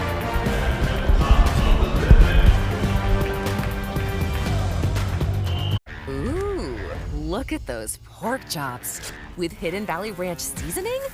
Yes, please. Ranch seasoned, savory, and sizzling. Hidden Valley Ranch, only serious about flavor. Fire it up. The all-new Dragon Flame Grilled Whopper is here at BK. Bold, juicy, flame grilled, and ready for adventure. Experience a new kind of flame at Burger King. How to Train Your Dragon, coming to theaters June 13th. Your kid's brain with Allegra versus some allergy medications in the math quiz. Some allergy medications can make your kids drowsy. 1, 2, 3. But Allegra is different. 7 times 51? No biggie. 357. Ace. Well done. Allegra is fast, non-drowsy allergy relief with 0% brain interference, so your kids can stay sharp at school. It's a no-brainer. Have you ever looked up at the stars and wondered, is there life on other planets? It's really happening! On June 20th, This is the most beautiful place I've ever seen. This is the bathroom. We are not This is awesome! alone. Are you gonna eat me? What? Ew. What kind of alien are you? Disney. Welcome back to the NCAA Baseball Regionals, presented by Capital One. The NCAA Regional coverage of all 16 sites continues tomorrow on ESPN Plus and the ESPN app. For more information, visit ncaa.com, the home for all 90 NCAA championships. Athens, Georgia, the site of this regional. The winner of tonight's game takes on Georgia in the 1-0 game tomorrow night. So far, it's been all Duke Blue Devils. Owen Brooks has held Oklahoma State to just 1 hit so far, although he has walked 4 and hit 2 other batters. Avery Ortiz leads off for Oklahoma State. Ortiz suffered a calf injury in a game against Illinois State. It was a re-aggravation of one. That was their 9th game of the year. He was out until the Big 12 postseason. That was their starting shortstop. Injuries have been a huge part of the story for Oklahoma State this year. And we talked about the incredible run they went on at the end of the year to get into their 12th straight regional, but they lost Ortiz. They have been without Aiden Miola, their team leader and really talented second baseman, for a huge chunk of the year. He is out for the season after having shoulder surgery about 5 games in. Gabe Davis, who looked like he was going to be part of their rotation, missed months. He's now back. So they have been without a number of key guys as Ortiz pops at 5. Hyde will make the catch for out number 1. Makes it even more remarkable, right? Their story is just the amount of adversity, both on and off the field, that they've had to overcome to get to this spot. 110 of 12. Coming in, they were pitching it pretty well. Almost 10 strikeouts per 9. we talked with Josh Holliday. You could tell that there was like, okay, we've kind of taken this year's best punches. We know who we are, and they felt pretty fortunate with where their draw was here and an opportunity to let this offense kind of continue the great couple of weeks that it had coming in. First pitch misses high to Nolan Schubert, who's been on base twice. We're walking a hit by pitch. You asked Josh Holliday yesterday what he thought the X factor was, and he said this was interesting. It wasn't a player. He said it was confidence. And after they got off to that slow start, you saw the numbers earlier, right? 10-14, they were 1-6 in league. That he said at times we'd show our colors, our true colors, but we couldn't capture it. And he said it would be like we'd get up for a moment and then we'd be back down. And he said what happened when the ball started rolling was you'd get up during the week and then we were able to hold it and the fun returned. And that's when things started rolling. And this was the line that he said that really stuck with me. Because remember, this is a guy, Stillwater born and raised, played on a College World Series team there, has been their coach for 13 years. I'm pretty sure that if he were to scrape his arm, it would be orange and black and would be bleeding. So there's a tradition when you play or coach at Oklahoma State that you are responsible for. And when you don't reach that, it's a punch in the gut. Schubert to shallow left. Going out and making the play is the shortstop Clark, 2 outs. And that really stuck with me because Josh was pretty emotional in talking to him yesterday. I think about this team, about everything that this team has been through, about everything that these players have had to go through this year, and the way that they have been resilient. There's Dad Tom there on the phone, but it is a really important thing to the Holiday family, and he understands that, listen, they haven't been to Omaha since 2016. Like, that's a long road for Oklahoma State. This is a program that expects to play in Omaha, that their fan base expects to play in Omaha every year because they built this incredible history under Gary Ward, and there's nothing that he wants more than to get Oklahoma State back there. Yeah, you just think about the pedigree that he's had, coming over from being under Tim Corbin at Vanderbilt and taking a little bit at each stop that he's had. Out of the way. There's a lot to like about, where it feels like he's the eternal optimist, right? It feels like he's the guy that, knows the path, knows how to get there. And it's just an insane resume for the program. 50th postseason appearance this year. I mean, that's just nuts. And the last 3 years, they hosted regionals and lost. And that's part of this burden too, is that they have hosted 3 straight home regionals and lost. And the last time they were in a super regional was 2019. So you feel for him because he cares and because he's a really good dude. Well, the numbers bear it out, right? This is why hosting has become such an imperative part about getting to Omaha. Except for them, apparently, because they had 3 straight regional hosts. That one in the air, deep right field, way back and long gone for Richie. Cowboys on the board on the solo shot over the scoreboard. It's 9-1. That is a big boy fly ball home run. Don't even need to worry about the park factor on that one. Wow. How high that ball got. I look at him lift off, right? He knew he got it. It was just a matter of where's this thing landing at. Sheesh. Whew. Yeah, the park factor on that one was Yellowstone. Yes. Like that's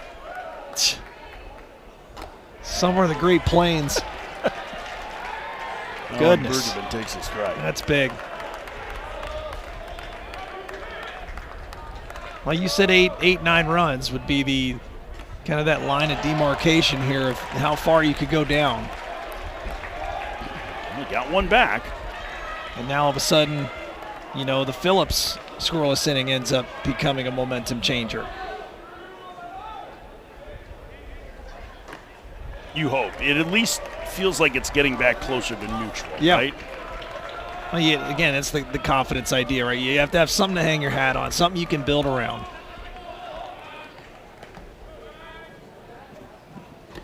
And takes low, 2-2. It's been on base. And if I'm Chris Pollard, too, and you got the depth of pen arms you have, we're getting to, 100 pitches here for Brooks. Got to be thinking, in terms of let's not allow momentum to creep in a little bit. Liner to left. Right there is Rounds. Makes the catch, backpedaling, and the inning is over. Oklahoma State gets on the board on the solo home run from Colin Ritchie. Halfway through this one, it's 9-1 Duke.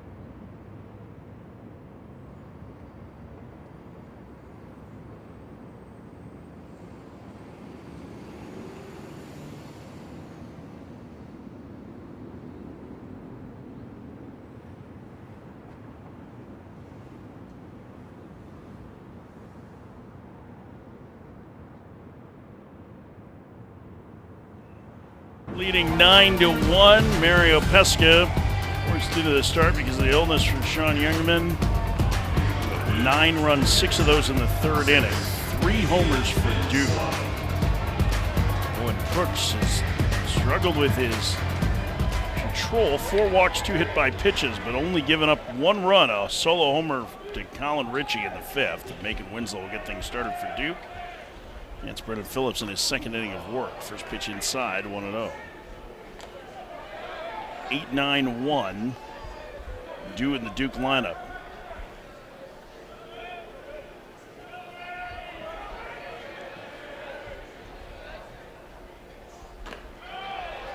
Two and 0. Well, you'd like to get a shutdown inning in the worst way. And again, I realize what the deficit is here, but God, it would feel momentous just knowing how this game started for OK State. Ripped foul. I don't care how you do it. I mean, there's been loud noises from the Duke offense all night, but you put up a goose egg, then all of a sudden that belief, that confidence, and it starts to elevate a little bit. Like, hey, we're hanging around. We're surviving right now.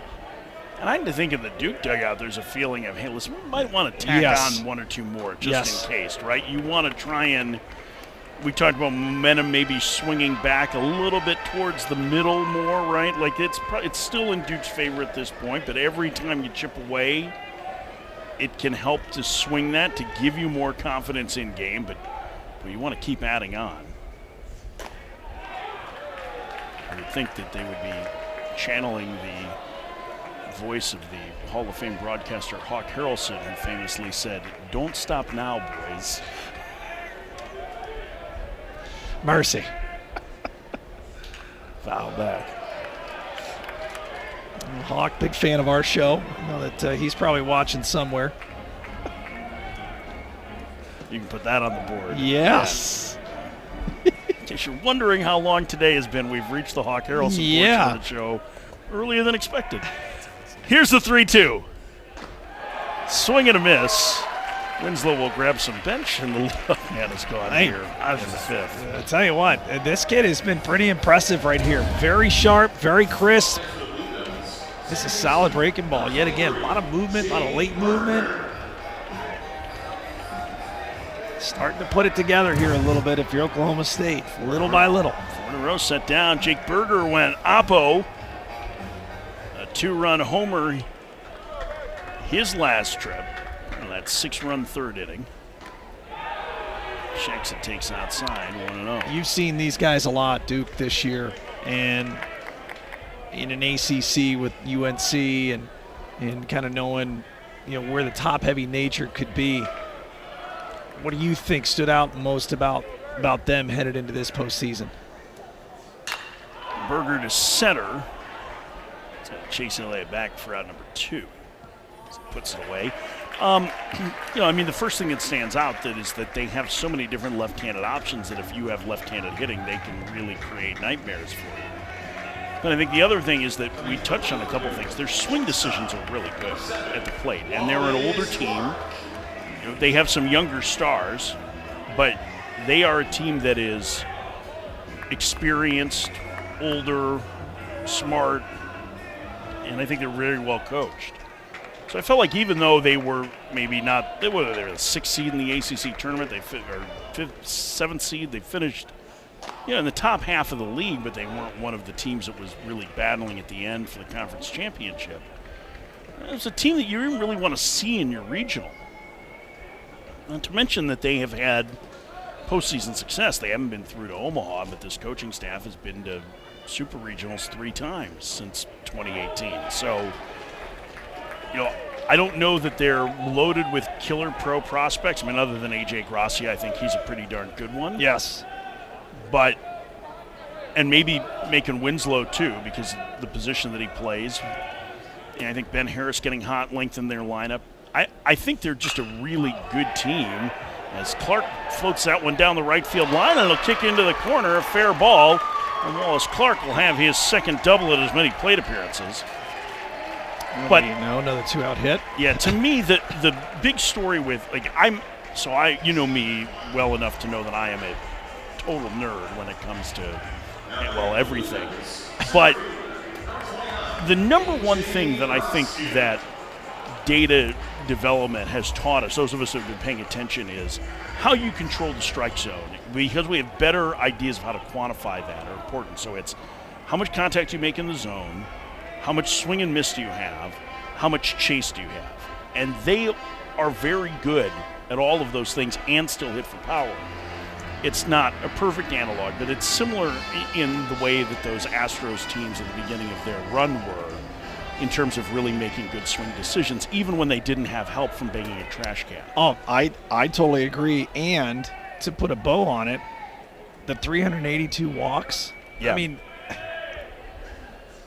That statistic is the most mind-boggling for me. So that's an average of almost 7 a game. Right. So you think of it just from a pitching standpoint of okay, I'm putting 7 additional guys on to try and beat you. It's again as hard a challenge to overcome. But then that kind of plays in, correlated with the 2-out offense, extending innings, really grinding out at bats. And you and I handicapped this regional coming in looking like, okay, if someone was going to challenge Georgia, Duke's arms and how they grind out at bats could really expose some potential depth issues in the bullpen. If Georgia and Duke end up matching up, it's very early, day one, but I think that's a really intriguing part of ACC, SEC of, okay, we're starting to see some similarities here in programs.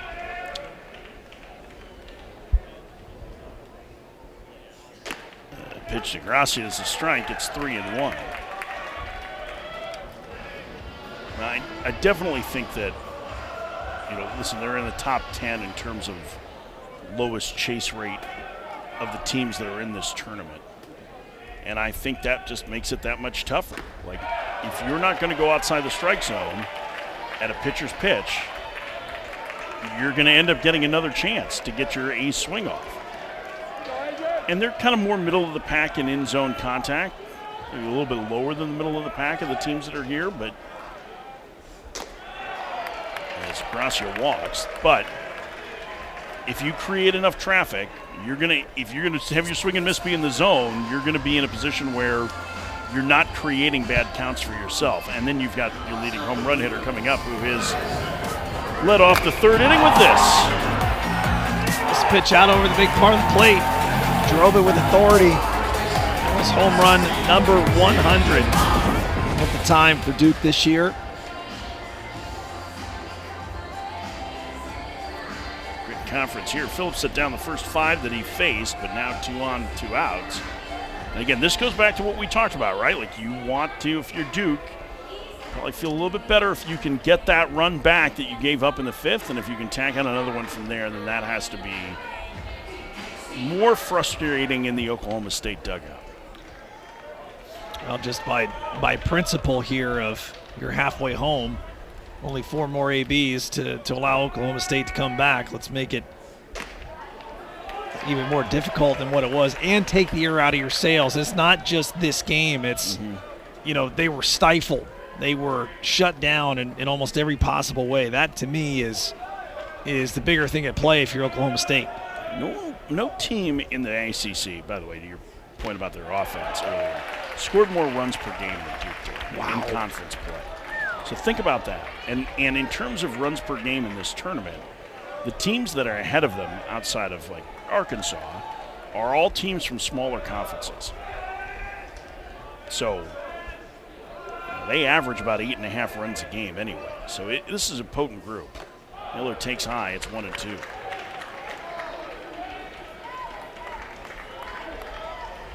Doesn't mean they're unbeatable. Doesn't mean that they're better than Oklahoma State tonight. They have been to this point.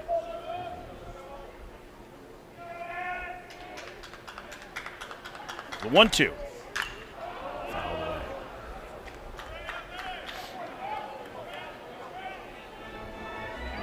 Now offensively tonight, really into their DNA. 2 for 7 with 2 outs, 3 for 8. Runners in scoring position, 5 for 10 with runners on. You talk about back-breaking situational statistics. That'll do it, and especially in this tournament format, getting off the field, so paramount to survive.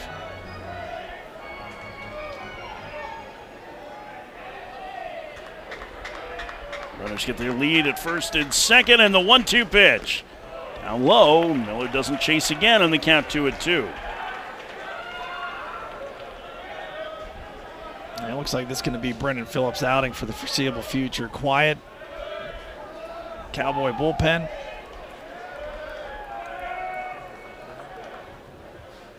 Way outside to the screen, and the runners will move up on the wild pitch, and the count goes full to Miller. Left-handed hitting Jake Hyde is on deck. I cannot imagine that he's going to give Miller anything too good to hit here now with the base open, right? Yeah, you shouldn't. Just knowing you got the lefty on deck just from a matchup standpoint in and of itself. 3-2. Outside, ball 4, and the bases are loaded. 2-out double and back-to-back walks have loaded them up for Hyde.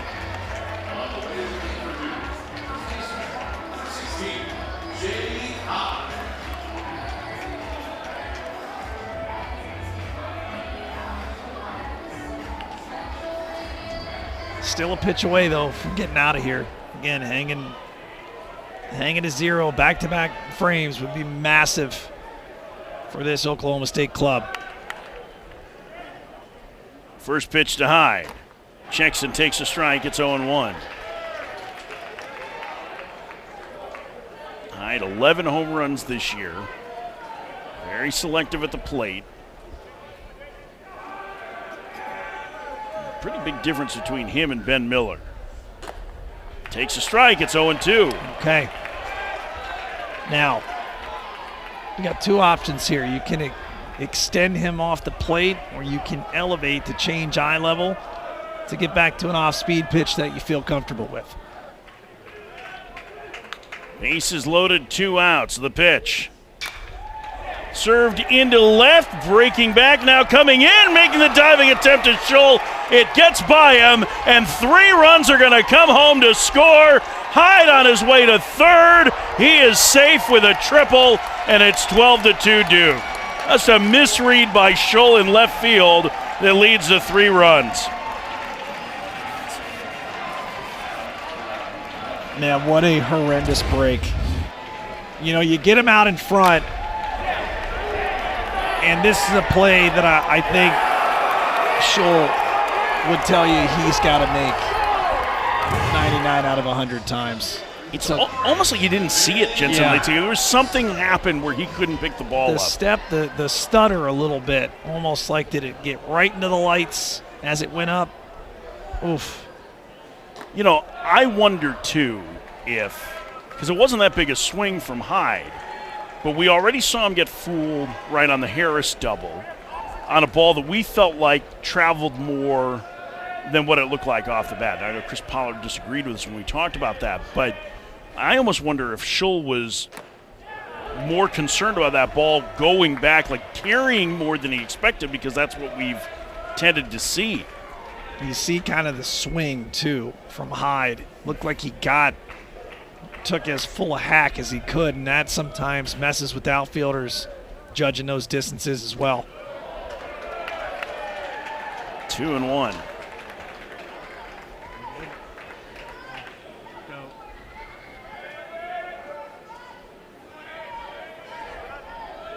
The kid trying to make a play, and by diving and getting past him, allowed that 3rd run to score. Well, there's your insurance play, right? That's where Duke now breathes that sigh of relief for the dugout. You feel terrible for that kid because it's a heck of an effort. Yeah, it has to be a helpless feeling out there. 2-2. Swing and a miss. Grounds down on strikes, and the inning is over. But Duke gets 3 more, thanks to the blue triple by Hyde. It's 12-1 Duke as we head to the 6th.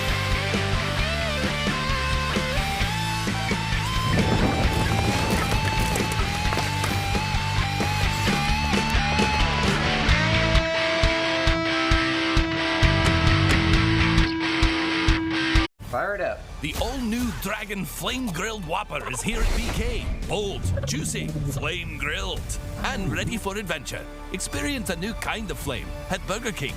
How to Train Your Dragon, coming to theaters June 13th. Ooh, look at those pork chops. With Hidden Valley Ranch seasoning?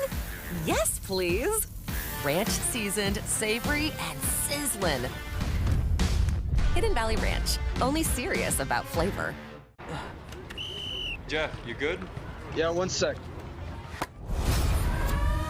Listen up. Jeff has a sore back, and it's the Rec League semifinal.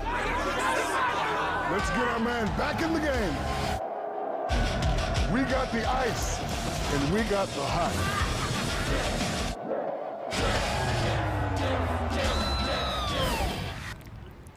Ice works fast, heat makes it last. Icy Hot, you're so back.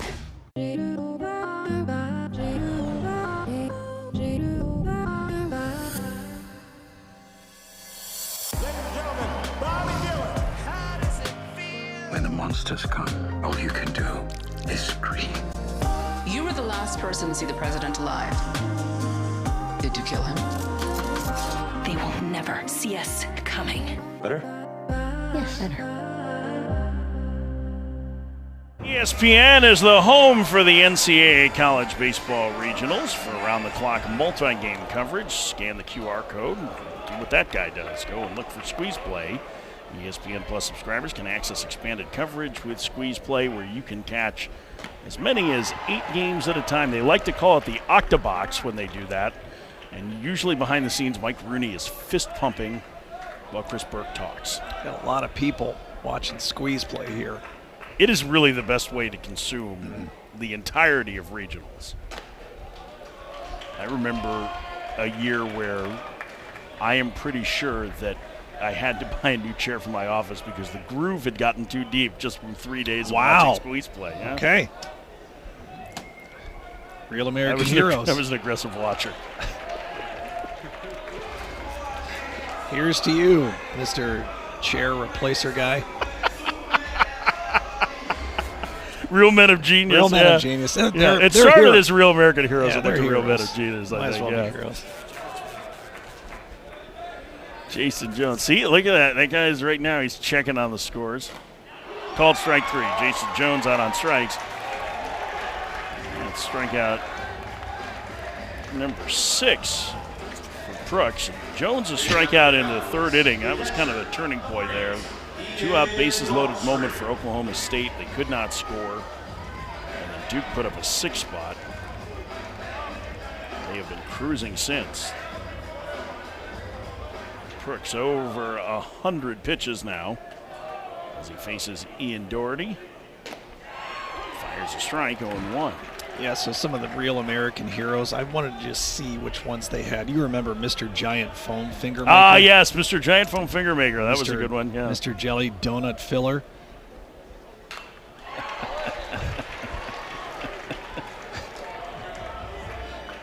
I mean, this one applies here. Mr. Outside the Stadium Peanut Seller. Mr. Major League Infield Raker. I don't need to do that here. It's all turf. Yeah. Swing and a miss. Back-to-back strikeouts for Brooks to start the 6th. 7 strikeouts now for the left-hander, 2 outs. Well, very similar to what we talked about with Wes Johnson leaving Leighton Finley in when the game was well in hand, into the 100-pitch mark and into 115 for Finley now. Owen Brooks approaching the 110-pitch mark. I just think a regional is different because you have to plan. You have to play the worst-case scenario, which is coming through the loser's bracket, and you have to save enough innings to do it. And so if you've got somebody that's rolling, because it's going to be a week or so before they pitch, especially if it's your Friday starter, you can tell that Chris Pollard wanted that pitch. In fact, I think he said, I wanted that pitch. That if you can extend your starter a little more, it's a big benefit. That one crushed to deep left field, and Garrett Scholl has had a rough night defensively, hits a long solo home run. It's now 12-2. That's his 3rd of the year, but that was a blast. A little makeup job for the misplay in left field. A couple of young champions showing their appreciation, waving the flags of freedom. Oh, this one. Yep, that one is getting it out front. Reservations for 1.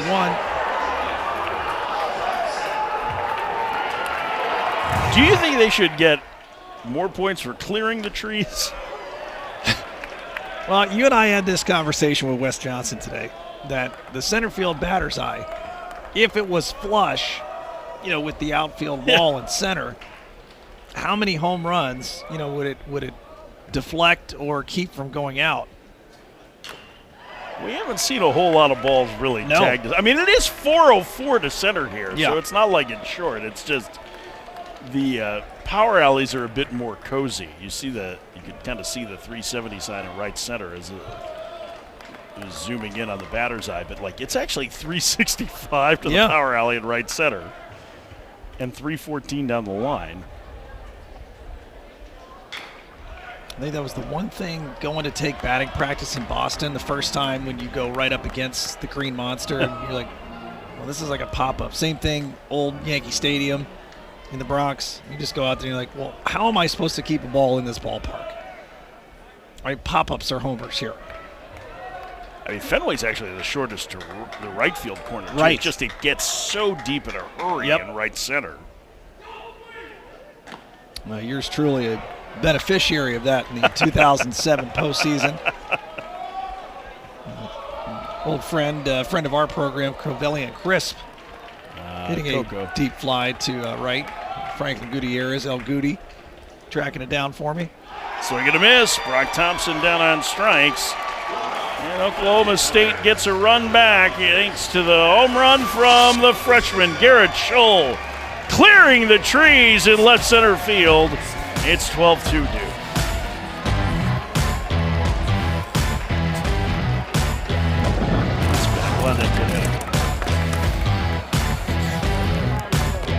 Hidden Valley Ranch is made with real ingredients for real ranch flavor that's impossible to put into words. The That's pretty close. Indescribably delicious Hidden Valley Ranch. The new How to Train Your Dragon menu is now at BK. Get it before it disappears. Oh, toothless. Bold, tasty, and dangerously delicious. How to Train Your Dragon. Coming to theaters June 13th. Have you ever looked up at the stars and wondered, is there life on other planets? It's really happening! On June 20th, This is the most beautiful place I've ever seen! This is the bathroom.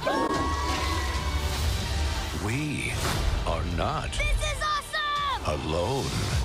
Are you gonna eat me? What? Ew, what kind of alien are you? Disney and Pixar's Elio, rated PG. Jeff, you good? Yeah, 1 sec. Listen up. Jeff has a sore back, and it's the Rec League semifinal. Let's get our man back in the game. We got the ice, and we got the hot.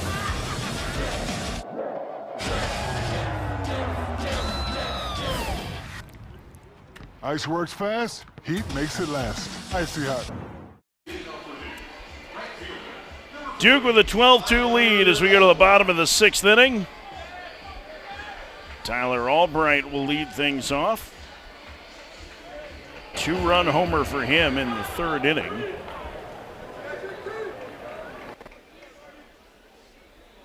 Albright's got a history of good postseason performances. In 2023, he was on the Conway all-regional team as Duke won that regional in Conway, South Carolina, Coastal Carolina. And then you may remember that Duke won the first game of that super regional in Charlottesville against Virginia. Yes. And the game ended with a ball at the fence. And it was Albright who made that catch with his glove appearing to be above the wall to win it for Duke. They were 1 win from Omaha. Virginia won the next 2. Last year, Albright battled injuries and struggled and lost his job as an everyday outfielder for this Duke team. But he didn't really pout about it. And the story that I really love is that, it starts as a rough one. The day the season ended, they got back to campus, and the club that he was supposed to play for, as he hammers that one to left center field, Schull on the run, nice catch, went out. But Albright, he had his contract pulled from the Cape League team that he was supposed to play for. And Chris Pollard said he handled it like a total pro, went to go play in the Appalachian League, had a big summer, and he's come back and been a huge part of this Duke offense. 2-run homer tonight, and he nearly missed extra bases there. Sam Harris. 2-run double back in the 2nd for him. He's 2 for 3, and he taps it foul. Now, something you said in the break, it bears repeating about Mr. Phillips here, just starting to eat up some of these outs for an Oklahoma State pitching staff that staring down the barrel right now of having to cover not only tomorrow, but if this one ends up the way it does and they are able to survive tomorrow morning or tomorrow afternoon, he will be a direct reason why that they are alive and well. Yeah, if they win tomorrow, if they end up losing this game. I mean, again, this is for anybody who goes through the loser's bracket, right? You have to go to 1-1, so you have to win the 0-1 game. Then you have to win the game against the other team that's 1-1. Then you have to turn right around and play a regional final against a team that's 2-0, and you have to beat them twice, likely inside of 24 hours. So there's a lot of games left to be played. Lined into center field by Sam Harris, a base hit, his 3rd of the game. Let's take a look at today's Capital One rewarding performance. It's Duke's offense. Ben Miller, the first of 3 third-inning homers. Albright, a 2-run shot. Jake Berger, the opposite way. Dozen hits for this Duke team. And Ben Miller, the only thing that's missing is him twirling the mustache going, good.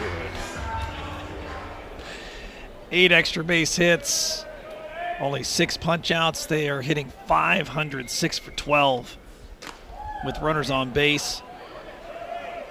And if these statistics sound familiar to what we described from Georgia's offensive outburst today, it is eerily similar. And the scores in the double digits to boot.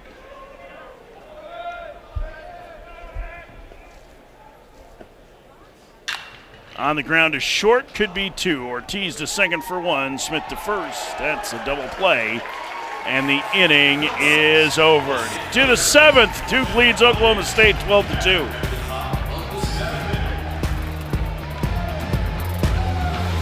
Fire it up. The all-new Dragon Flame Grilled Whopper is here at BK. Bold, juicy, flame grilled, and ready for adventure. Experience a new kind of flame at Burger King. How to Train Your Dragon, coming to theaters June 13th. Ooh, look at those pork chops. With Hidden Valley Ranch seasoning? Yes, please. Ranch seasoned, savory, and sizzling. Hidden Valley Ranch, only serious about flavor. Your brain with Allegra versus some allergy medications during rush hour. Some allergy medications can make you drowsy. But Allegra is different. Traffic jam? We got this. Woo! We're nailing it. Yeah, come on. Like a boss. Right on time. Allegra is fast 24-hour allergy relief with 0% brain interference, so you can use it even when you're driving. It's a no-brainer. Have you ever looked up at the stars and wondered, is there life on other planets?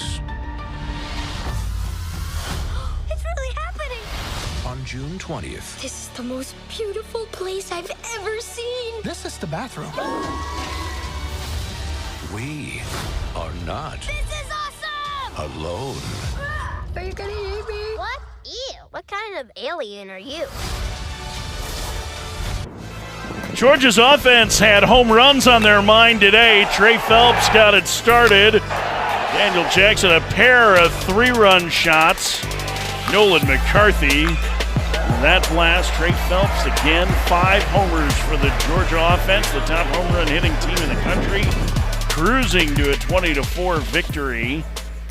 So far, 10 home runs in this regional, 5 tonight, 5 this afternoon, tied for the most. I would say there's a lot of these hitters that have that dog in them tonight.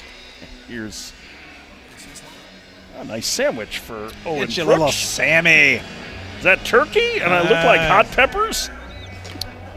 We got a little Jimmy John's there? I don't know.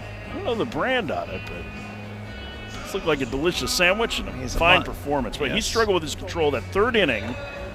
Part of the order up, right? 2 hit by pitches, a walk, gets out of that jam, and after that, a pair of solo homers. That was all he gave up. A very good outing overall. Still go back to that 3rd inning, right? That 3rd inning, the moment of the game in which he made the pitches of the day. This inning doesn't go his way, then completely different dynamic that tonight could have taken. So credit where it's due. Bared down, big punch out when he needed it most. Texan earned that turkey. First pitch to Braden Smith. It's a hammer Eat like job. you mean it, This dude Owen. is a Come on. hammer job right now on this sandwich. Dude, he just did some work. Yeah, mix in a... How bad? Are you looking for fast food NIL when it comes to sandwiches? I don't know. Not Chipotle, I can tell you that.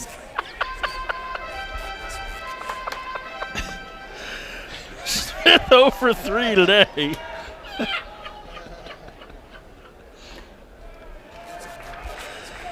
There's a story behind it, don't worry. Yeah, no, it's all right. Sometimes the jokes stay inside. Gavin Brown, the senior, is on, making his 15th appearance.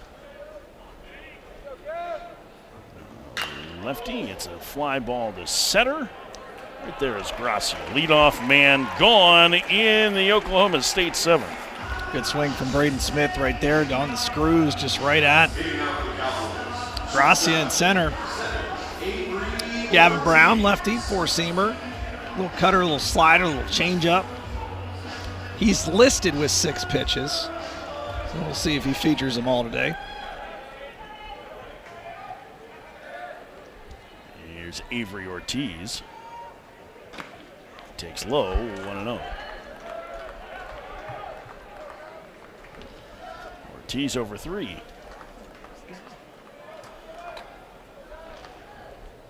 Ortiz tonight 0 for 3. The Crooks and now Brown have done a good job keeping the top of this Oklahoma State lineup off base. And we talked about the walks in the middle of the order. And listen, Oklahoma State has just 3 hits, a pair of solo homers, but Smith and Ortiz 0 for 7 right now. 3-0 the count to Ortiz. And one way to stop a high-powered offense, Jensen, is to not give extra base runners against the biggest hitters. No, they've only had 5 ABs with runners on. So, even just in that regard, limiting the damage. And it was such a weird line as Ortiz walks. But a weird line for Owen Prooks when you look at the 4 walks, 5 strikeouts. You would think that's effectively wild, and to a certain extent it was. But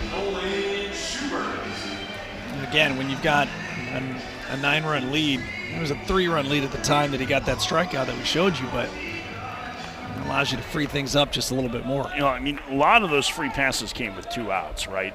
And Schubert and Ritchie both walked in the first. He was able to get out of it. That was with 2 outs. He loaded the bases with 2 outs. There had been nobody on going into the 3rd inning. And so now that's one of the reasons why he was able to escape. And it was really only those 2 frames where things got a little sideways on Prooks, but he was able to get through it. 0-1 the count to Schubert. Takes a strike. Count 0-2. Schubert has been a very famous power hitter since he was in high school. When he hits balls, they tend to stay hit. I was just going to say, one of the more impressive BPs we watched yesterday. Wow. I'm not convinced. The beautiful tennis center that's here at the Georgia campus, yes, just beyond the batter's eye in center field, I think he could reach it. With a driver? Oh, no, I think with a baseball bat. Wow. Look at that on the career list. And we were talking about this with Josh Holliday yesterday as Schubert fights it off foul. 4th all-time in home runs. Those 3 guys were from a much earlier era. Pete Incaviglia, long big league career. Robin Ventura, obviously a great big leaguer. And Monty Ferris was a first-rounder, too, at 88, and a great shortstop at Oklahoma State. They played a lot more games in that era. The games weren't regulated. And to Josh Holliday's point, as that one gets into center field past the sliding Miller, and Oklahoma State is threatening here in the 7th. But his point was, he's like, hey, listen, the guys don't like me saying that. He's like, but quality competition we're playing now is significantly better on a weekly basis. He's like, there were a lot of softies there. Still, 4th all-time in home runs at Oklahoma State is nothing to sneeze at. I mean, that is like one of the great power-hitting programs in college baseball history. Pete Incaviglia might be, it's like him and, I don't know who, Lance Berkman on the list of the greatest home run hitters in college baseball. I think of the old metal bats from their era, and then the bats when I was in college, just the ping lasts for 3 seconds. You know how just unsafe it was to try and pitch to that at some point. But he's as legit a power threat that's come through that program's history. Ritchie with a long home run his last time as he takes outside. It's 1-1. He cleared the scoreboard in right center field. Yeah, speaking of big boy home runs.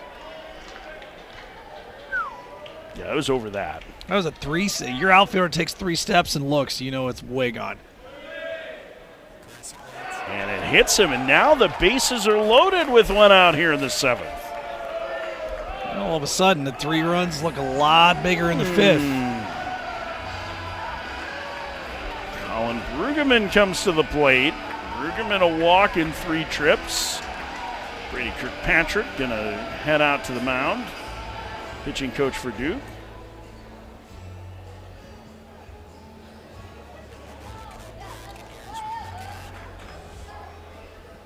Take a look at the bracket here in this Georgia-Athens regional. I did not script those two. Georgia is the University of Athens. scratch. We're doing a 1-0 game. Promise I didn't screw it up. I swear.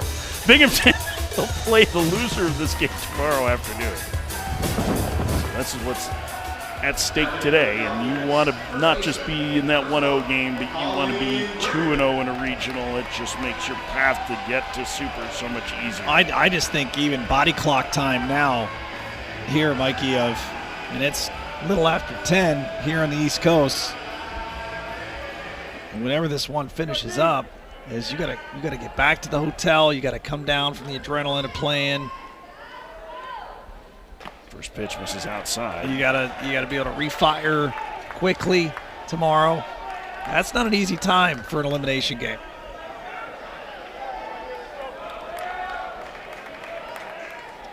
Chance for Oklahoma State to make things interesting here. 1-0. Swing and miss. 1-1.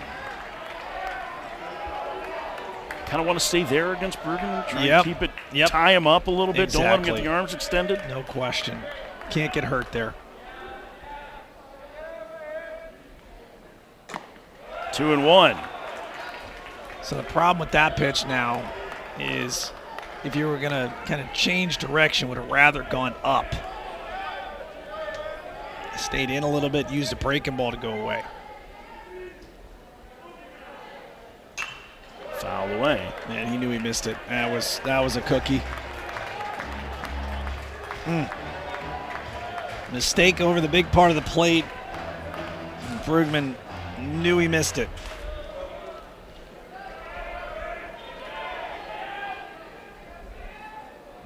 Two. Tapper foul. Fighting off that slow breaking ball.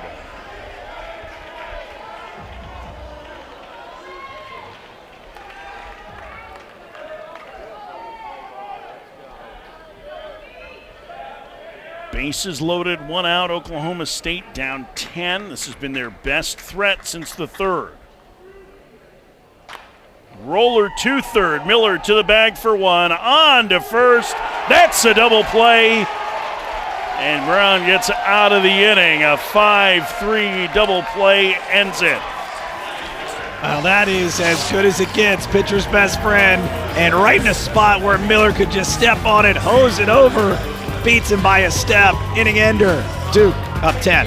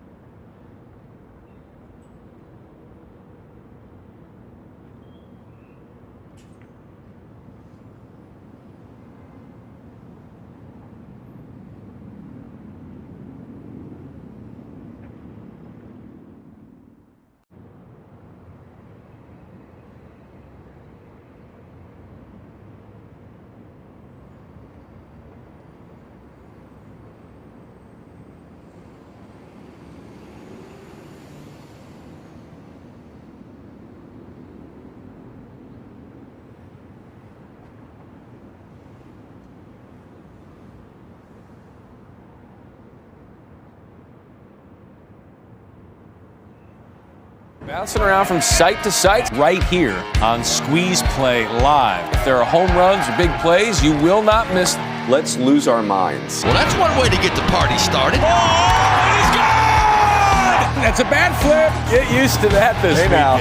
This is your one-stop shop for everything Road to Omaha. Literally the best way to consume the NCAA Baseball Championship is with Squeeze Play.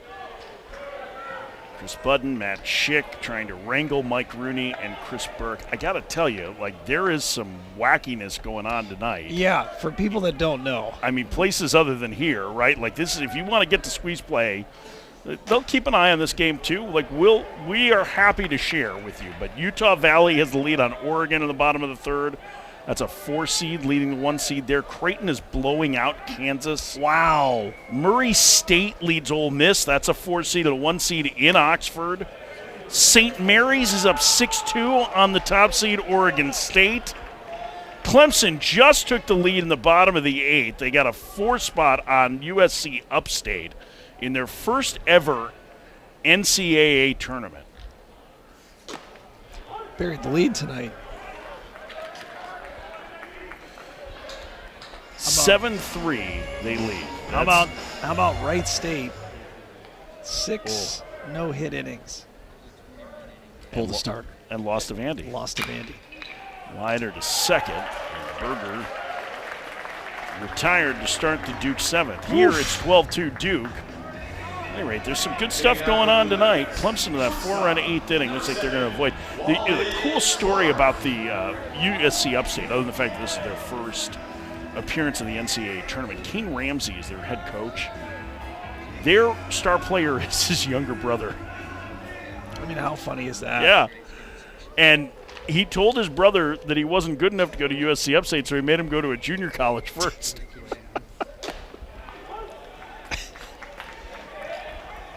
He was right. Brother's got like 18 homers now this year.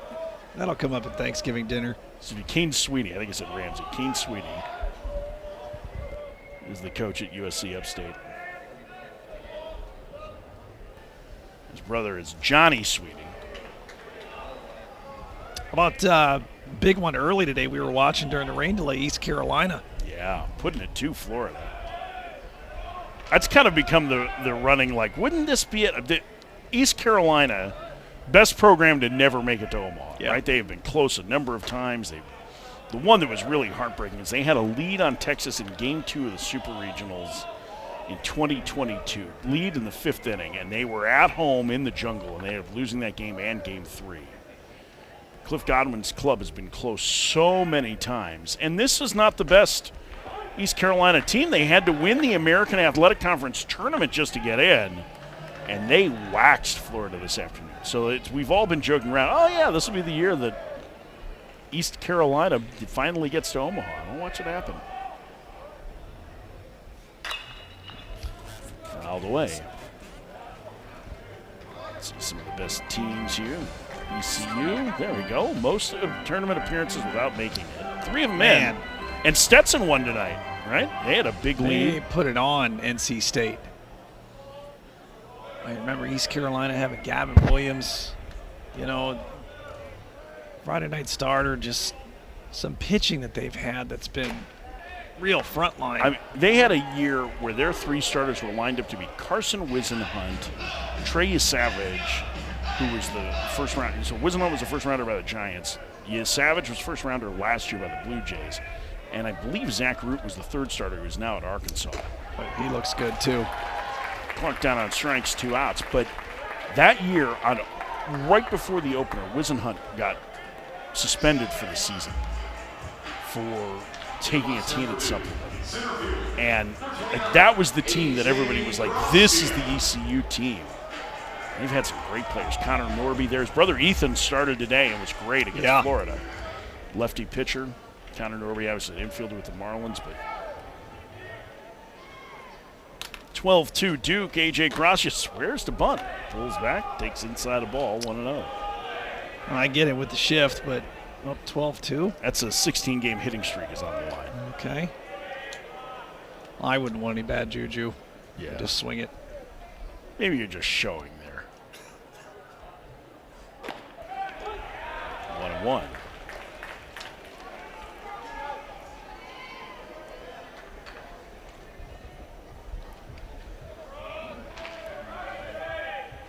Duke has led since the bottom of the 2nd inning.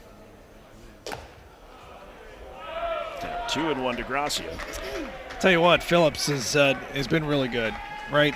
And you think about where this line is ultimately going to end up. Yes, it's going to have a few runs to his name, but well, this is a season saver right now, what Oklahoma State's looking at. Roller foul. And the count 2-2. He's gone 3 2/3 innings. This is his longest outing of the year. And a guy who had, 15 innings pitched coming into this year, 15 2/3 coming into tonight's game. It's not that he's really kept his team in the game. He gave up 3 runs in the 5th. It was a 2-out rally. And he gets Gracia looking, but he has saved that bullpen and set them up for success still in this regional. We head to the 8th. It's 12-2 Duke.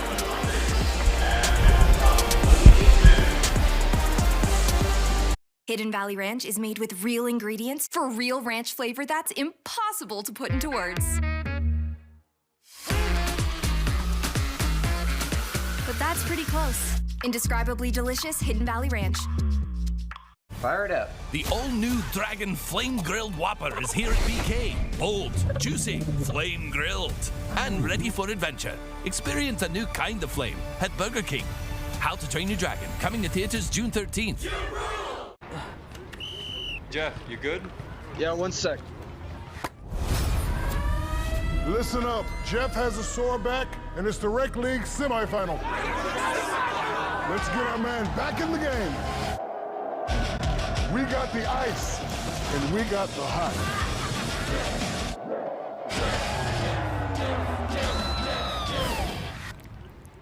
Ice works fast, heat makes it last. Icy Hot, you're so back.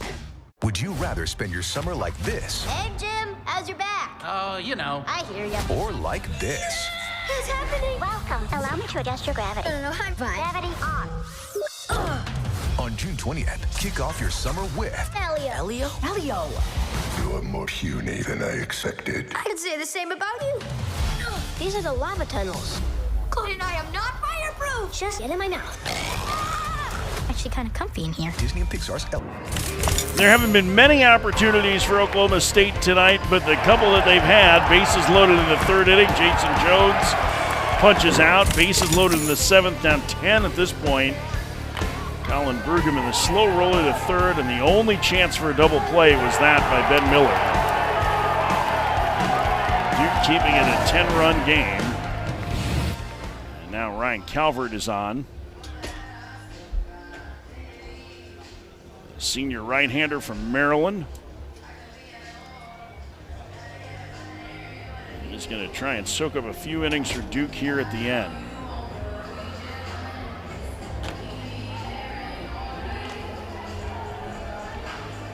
First right-handed pitcher Oklahoma State has seen tonight. Starting things off for Oklahoma State, the designated hitter, 23, Jason Jones. Jason Jones will lead things off in the 8th inning for the Cowboys. It'll be Jones, Doherty, and Scholl. 6, 7, and 8 in the Oklahoma State lineup, trying to mount something, anything, either come back in this game or at least have a better feeling going into tomorrow. Jones skies one to left on the very first pitch. 1 pitch, 1 out.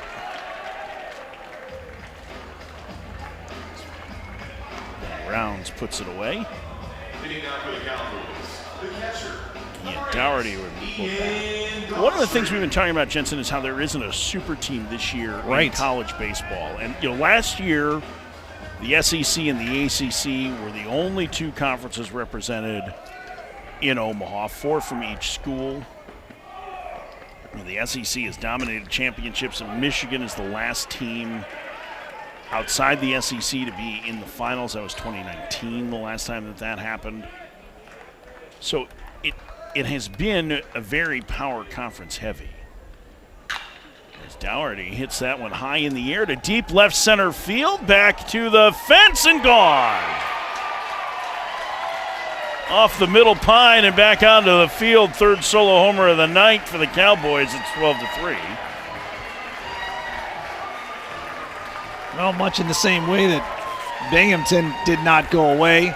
Oklahoma State continuing to put up some good ABs, and this another mislocation. Woo! Go down and get it. Ian Doherty Little lift and separate. Get the third run of the night for the Pokes. All solo home runs for them. 6 homers in this game. Garrett Scholl hit one right-handed his last trip and takes a strike. It's 0-1. But the question I have is this a year that we could see? I was thinking about this with the games tonight. We've seen some wackiness in a few of the other regionals. This one's been pretty chalk so far. But with the wackiness we're seeing, is this a year where teams from other conferences or mid-majors could break through to Omaha? Or is it one of those years where it feels like that could happen, but it's more likely that we're going to see it dominated by the top 2 conferences? Yeah, I mean, you look right here with the ACC, and a team I know you've seen as well in North Carolina. There's a lot of people nationally that feel like that's a team equipped to not only handle their regional and super, but definitely be a force if they get to Omaha. I think the longer shots, and again, make it a bit more difficult seeing the roads that they potentially would have to come. I mean, is Clemson a team that can do it? Probably not. Again, crazier things have happened, but you're thinking of other perennial teams that would have the wherewithal and the roster construction to do it. I even think, staying in the SEC, like if you look at Tennessee to try and defend the title, there's still a lot of things that Tony Vitello's crew, just kicking around the ball, for instance, right? And just a very, very rough defensive team in spots, and you and I have seen enough of baseball at this level. You don't catch the ball, you're not going through regionals, you're not even getting through supers. Yeah, I think like tomorrow's going to be really interesting with Tennessee, right? Because they'll play Cincinnati, and Cincinnati runs. Like, Cincinnati is one of those offenses that feels very 1980s St. Louis Cardinals-ish, right? They will run and bunt and run and do all sorts of things on the inside game. And I believe Marcus Phillips is going tomorrow, who has had trouble controlling the running game. Now, you still have to get to first base against him, and his stuff is unbelievable. But that's going to be a real test for Tennessee. Yeah, I think the thing is that the best teams probably have some more flaws than they have had, or more noticeable flaws than they have in the last couple of years. Totally agree. Brock Thompson takes in the dirt. And I do think that there are teams in, other conferences. Listen, the Big 12 didn't get a host, but like West Virginia was in the Super Regional last year. They've got a lot of that team back. I know they didn't play the strongest schedule in the Big 12 this year because the unbalanced conference schedules make it more difficult because you've got 16 teams in some of these leagues, 14 in the Big 12. Like it just makes it tougher. But they're a really good team. Like it's a team that can make a run. Arizona, I think, is a team that can definitely make a run. I think Oregon is. If Oregon wins their regional and North Carolina wins their regional, that's an Omaha caliber super regional matchup. That's a drive to deep left field. Thompson drives it out of here. A 2-run homer. Some good feelings for Oklahoma State. Their 4th long ball of the night. It's 12-5. This is wild. Again, we look for moments in a game that either extend a lead or keep a lead from being extended. And certain pressure points from these opposing pitching staffs. I'll tell you what. This is another mislocation, elevated fastball, Oppo Taco. And hey, we're getting a little breeze, a little chill in the booth, and the ball is still carrying the way that it is.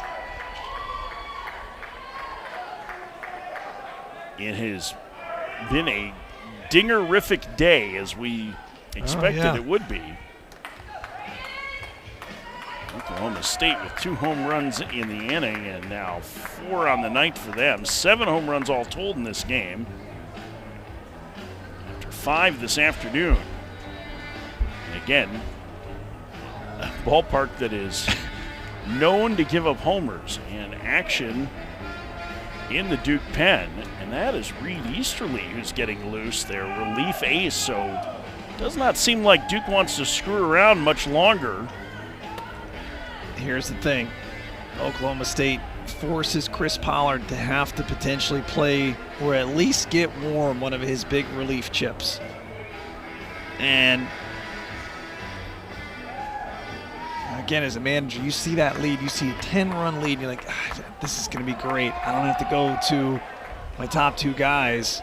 And now Brady Kirkpatrick probably buying some time here. I would not be surprised if he goes to Easterly right here. Patrick is going to go to the left-hander. Reed Easterly is coming in. One out, top of the 8th. Things getting a little tighter here in Athens. It's 12-5 Duke.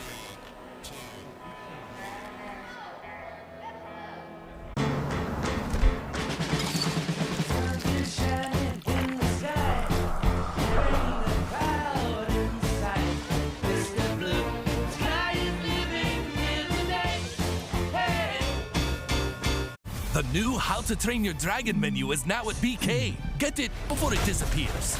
Ooh, toothless. Bold, tasty, and dangerously delicious. How to Train Your Dragon. Coming to theaters June 13th. Ooh, look at those pork chops. With Hidden Valley Ranch seasoning? Yes, please. Ranch seasoned, savory, and sizzling. Hidden Valley Ranch. Only serious about flavor. Would you rather spend your summer like this? Hey, Jim, how's your back? Oh, you know. I hear ya. Or like this? What's happening? Welcome. Allow me to adjust your gravity. I'm fine. Gravity on. On June 20th, kick off your summer with Elio. You are more puny than I expected. I could say the same about you. These are the lava tunnels. And I am not fireproof. Just get in my mouth. Actually kind of comfy in here. Disney and Pixar's Elio, rated PG, June 20th. The UFL is the spring football league. More of what you want. The atmosphere, the intensity. Must see for every football fan. The United Football League. All season long on ESPN, ABC, and ESPN Plus. Reed Easterly is on the Duke relief ace, the senior from Katy, Texas. Transfer from Yale. Former first-team All-Ivy League performer there. You can see this is already his 34th appearance of the year. He's scuffled a little bit down the stretch, but this is the guy they believe in the most in their bullpen. And it looks like he'll be counted on to get the final 5 outs. So, a couple of ways to look at it. Number one, that staff right there was in a position to perhaps hold all their relief chips in tow for a game tomorrow. But you and I said it yesterday, people just joining us, this lead, or any lead here, is not safe. You can see, talking about his struggles of late, his last 8 appearances, 11 earned runs over 12 innings. He misses inside to Braden Smith, 1-0. He has taken on the role that Charlie Bielenson had the last 2 years with Duke. He was an Ivy League transfer himself. The stuff isn't as overwhelming as Bielenson's. Bielenson would be in the mid-90s with his fastball, but Easterly is a tough look. And listen, 34 appearances in a college season is a lot. Yep. He's a guy that can take the ball pretty much every day, and that's how they used Bielenson too. Bielenson was rubber-armed, so now he may not be able to give them 2 innings tomorrow, but he could probably get a few outs for them if they need it. It's the first man he faces, and Braden Smith grounds out for the second out here in the 8th. That's the unique part about coaching these, both sides, coaching the deficit in double digits and then managing the lead, and how quickly does that internal flutter start to go, okay, this is a little too close for comfort. And give credit, Josh Holliday's crew not going down without a fight. Quality at bats. First pitch to Avery Ortiz, pop foul. Jake Hyde over, he has room. And Easterly makes quick work of Oklahoma State in the 8th. But they started a little bit of a comeback. Ian Doherty and Brock Thompson both going deep Into the trees in left. It's 12-5 Duke as we go to the bottom of the 8th.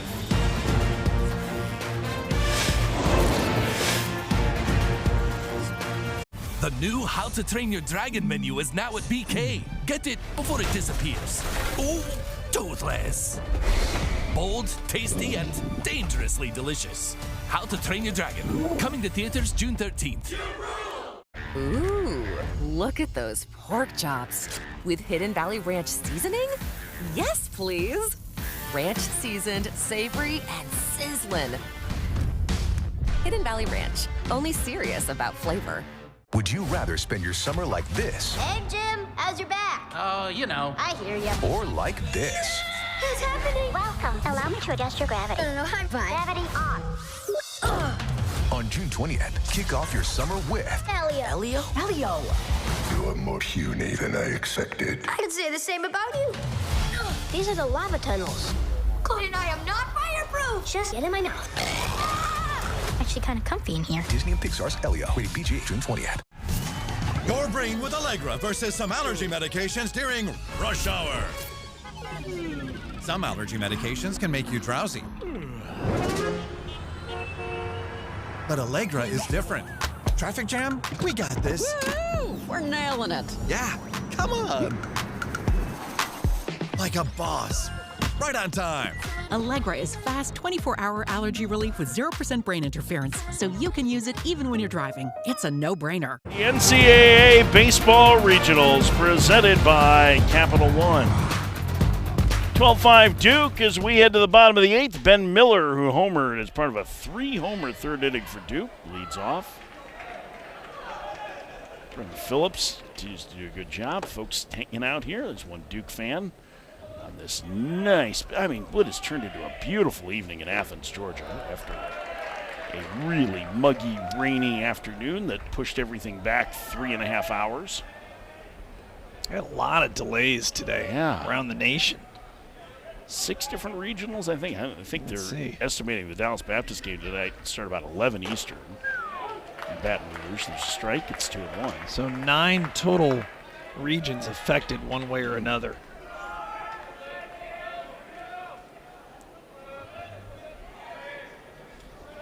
Ben Miller, 19 home runs on the season for Duke.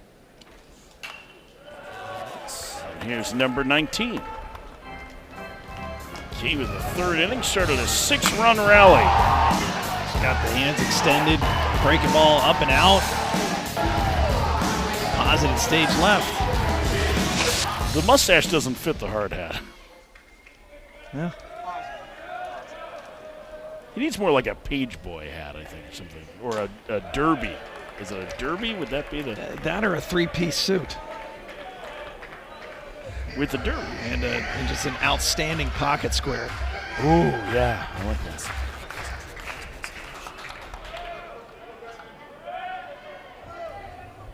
Three and two the count, the pitch. Miller skies one to left. This one will not carry. Shola's under it to make the catch. Route number 1. Well, as I said, Brendan Phillips is going to be the unsung hero right now for Oklahoma State, not only tonight, but really mixing the off-speed well, changing some eye level. That breaking ball has been really lethal. Cut fastball is pretty good. Nice four-seamer right there down in the zone. Said it before, Mike bears repeating, these are huge 4+ innings, if not 5, if he can get through the rest. And that give Josh Holliday a much better menu to choose from tomorrow. It is an excellent point. Mario Pesca, the starter tonight. Again, Sean Youngerman, because of illness, was unable to start. Pesca went 3 innings and struggled. And at that point, you're wondering, boy, is this going to be a game where you have to burn out your bullpen? But Phillips has saved the day to this point for Oklahoma State. And I think even if he were to struggle at this point, the fact that he's given him, 4 1/3 here, this is his longest outing of the year, has set Oklahoma State up that if this score holds, that they're going to be in a position where they can really set up to do what they want to in the 0-1 game and feel like they'll have a fighting chance if they can beat Binghamton. Mm-hmm. You had to get somebody that was going to give you some length, and Phillips has done it.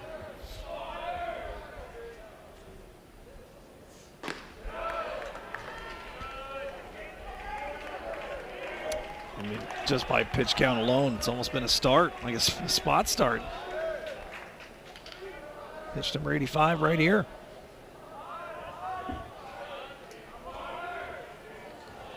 The 2-2 to Hyde. Fouled away.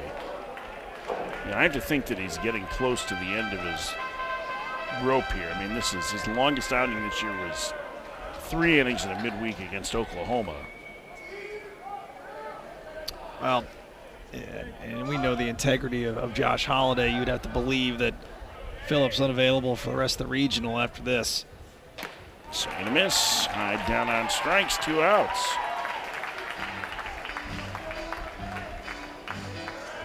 Just impressed with the youngster. I mean, it is so hard to pitch in some of these blowout games and to maintain focus, maintain the ability to execute pitch in, pitch out. For you youngsters still out there awake and watching, I mean, it's a beautiful example of what it means to keep your team in the game. You don't know what can happen, but his bullpen mates be proud of him. His coach is going to be proud of him. What a job tonight. He sent down 8 of 9 as he faces Ben Rounds. I want to go back to, if you're a youngster and you're still up watching this, be very glad that you have permissive parents. Well, you don't know. Friday night. I guess it's the kids got tournament games in the morning. Yeah, it's true. 8 a.m. first pitch. Show and go tomorrow. Oh my God! Can you imagine? Yeah, the youngsters. Hey, we got a tournament 20 minutes from the house tomorrow. What time? First pitch 8 a.m. What time we got to leave? 6. What time is it now? It's too late. Yeah. There'll be some sleepy kids tomorrow morning. Called strike. 1-2.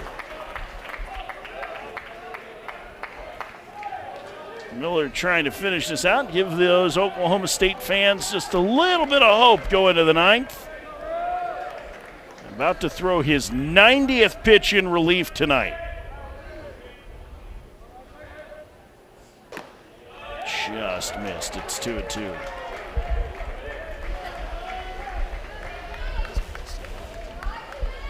Oh yeah, a couple old timers. That guy's ready to party. They've seen this hour many years.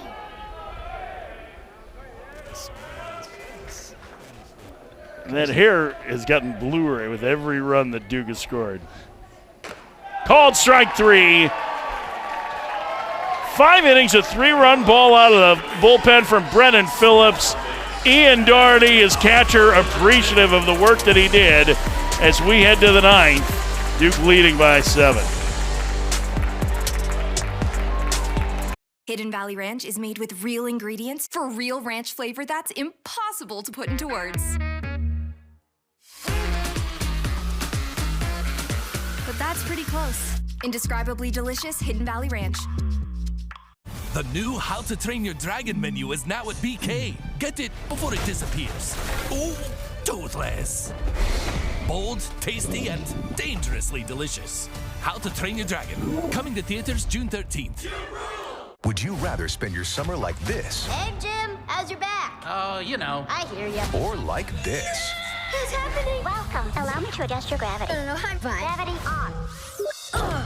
On June 20th, kick off your summer with Elio. You're more puny than I expected. I could say the same about you. These are the lava tunnels. And I am not fireproof. Just get in my mouth.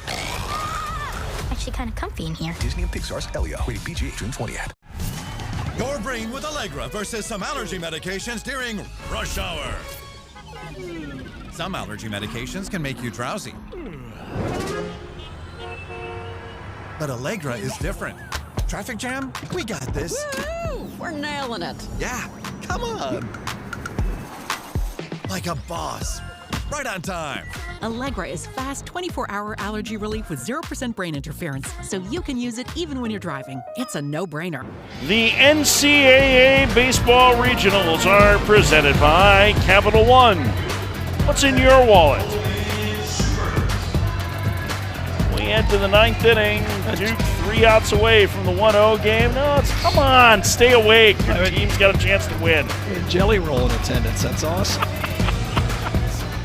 This is the theme music for our Omaha production, so Nolan Schubert, he's just checking it out. Takes a strike, it's 0-1. Schubert, Ritchie, Brueggemann, 3 lefties against Reed Easterly, trying to shut it down for Duke.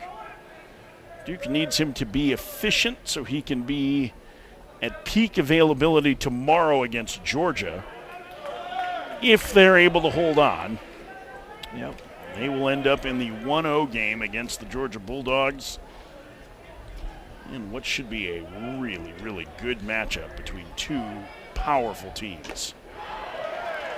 1-2. I think Easterly, anything under 25 pitches, probably pretty safe that he could get multiple frames tomorrow if Chris Pollard would need him to.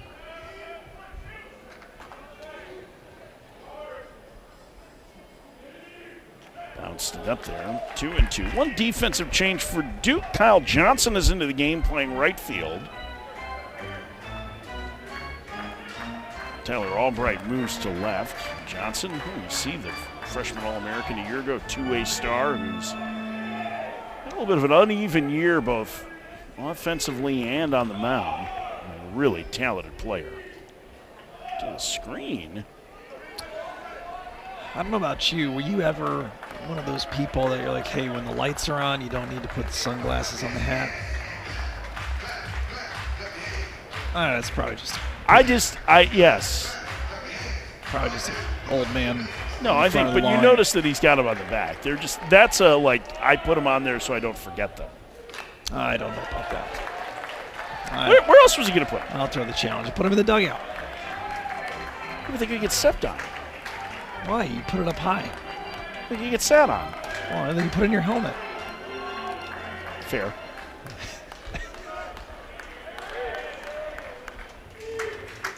Swing and a miss. Schubert dead on strikes. Leadoff man gone on the Oklahoma State 9th. Well, just again, challenge. Good fastball elevated. And Schubert, one of those nights, right? Colin Ritchie tonight has a homer. He's been hit by a pitch twice, and he's walked.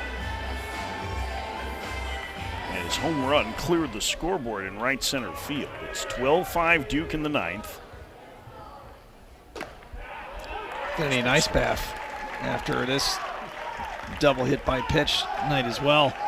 Oh, the one that got him in the 3rd inning, really, like that got him on the funny bone. Yep.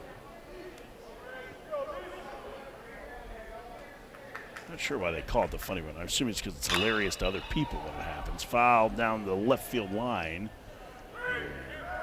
Long run for Albright, but he can't get there.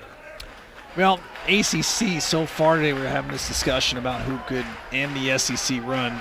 But a pretty good start for the ACC today. 5-2, Duke remaining here.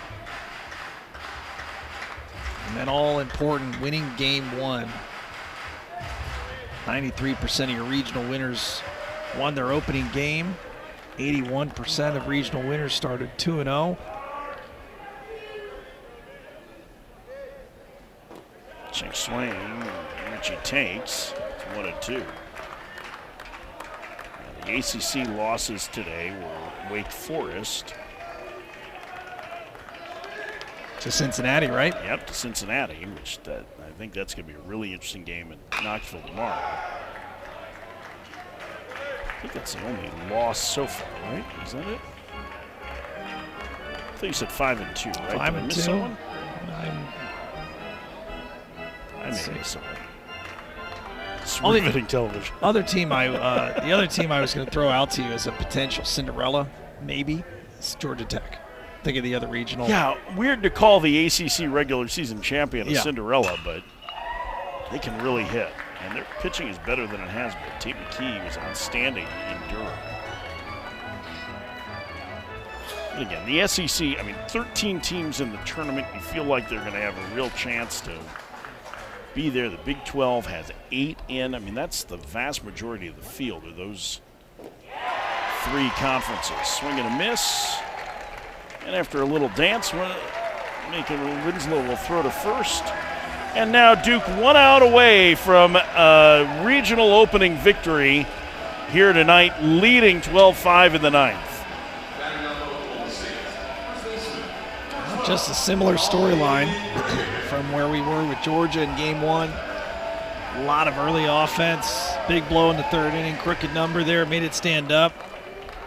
Oklahoma State put a little scare into them there in the 8th inning.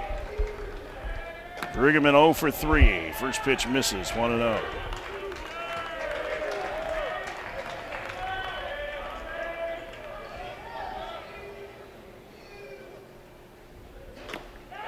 Takes outside, it's 2-0.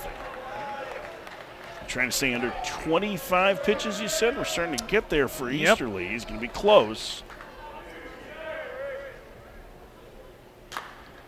Fouled away. It's got in the kitchen of Brueggemann. It's 2-1.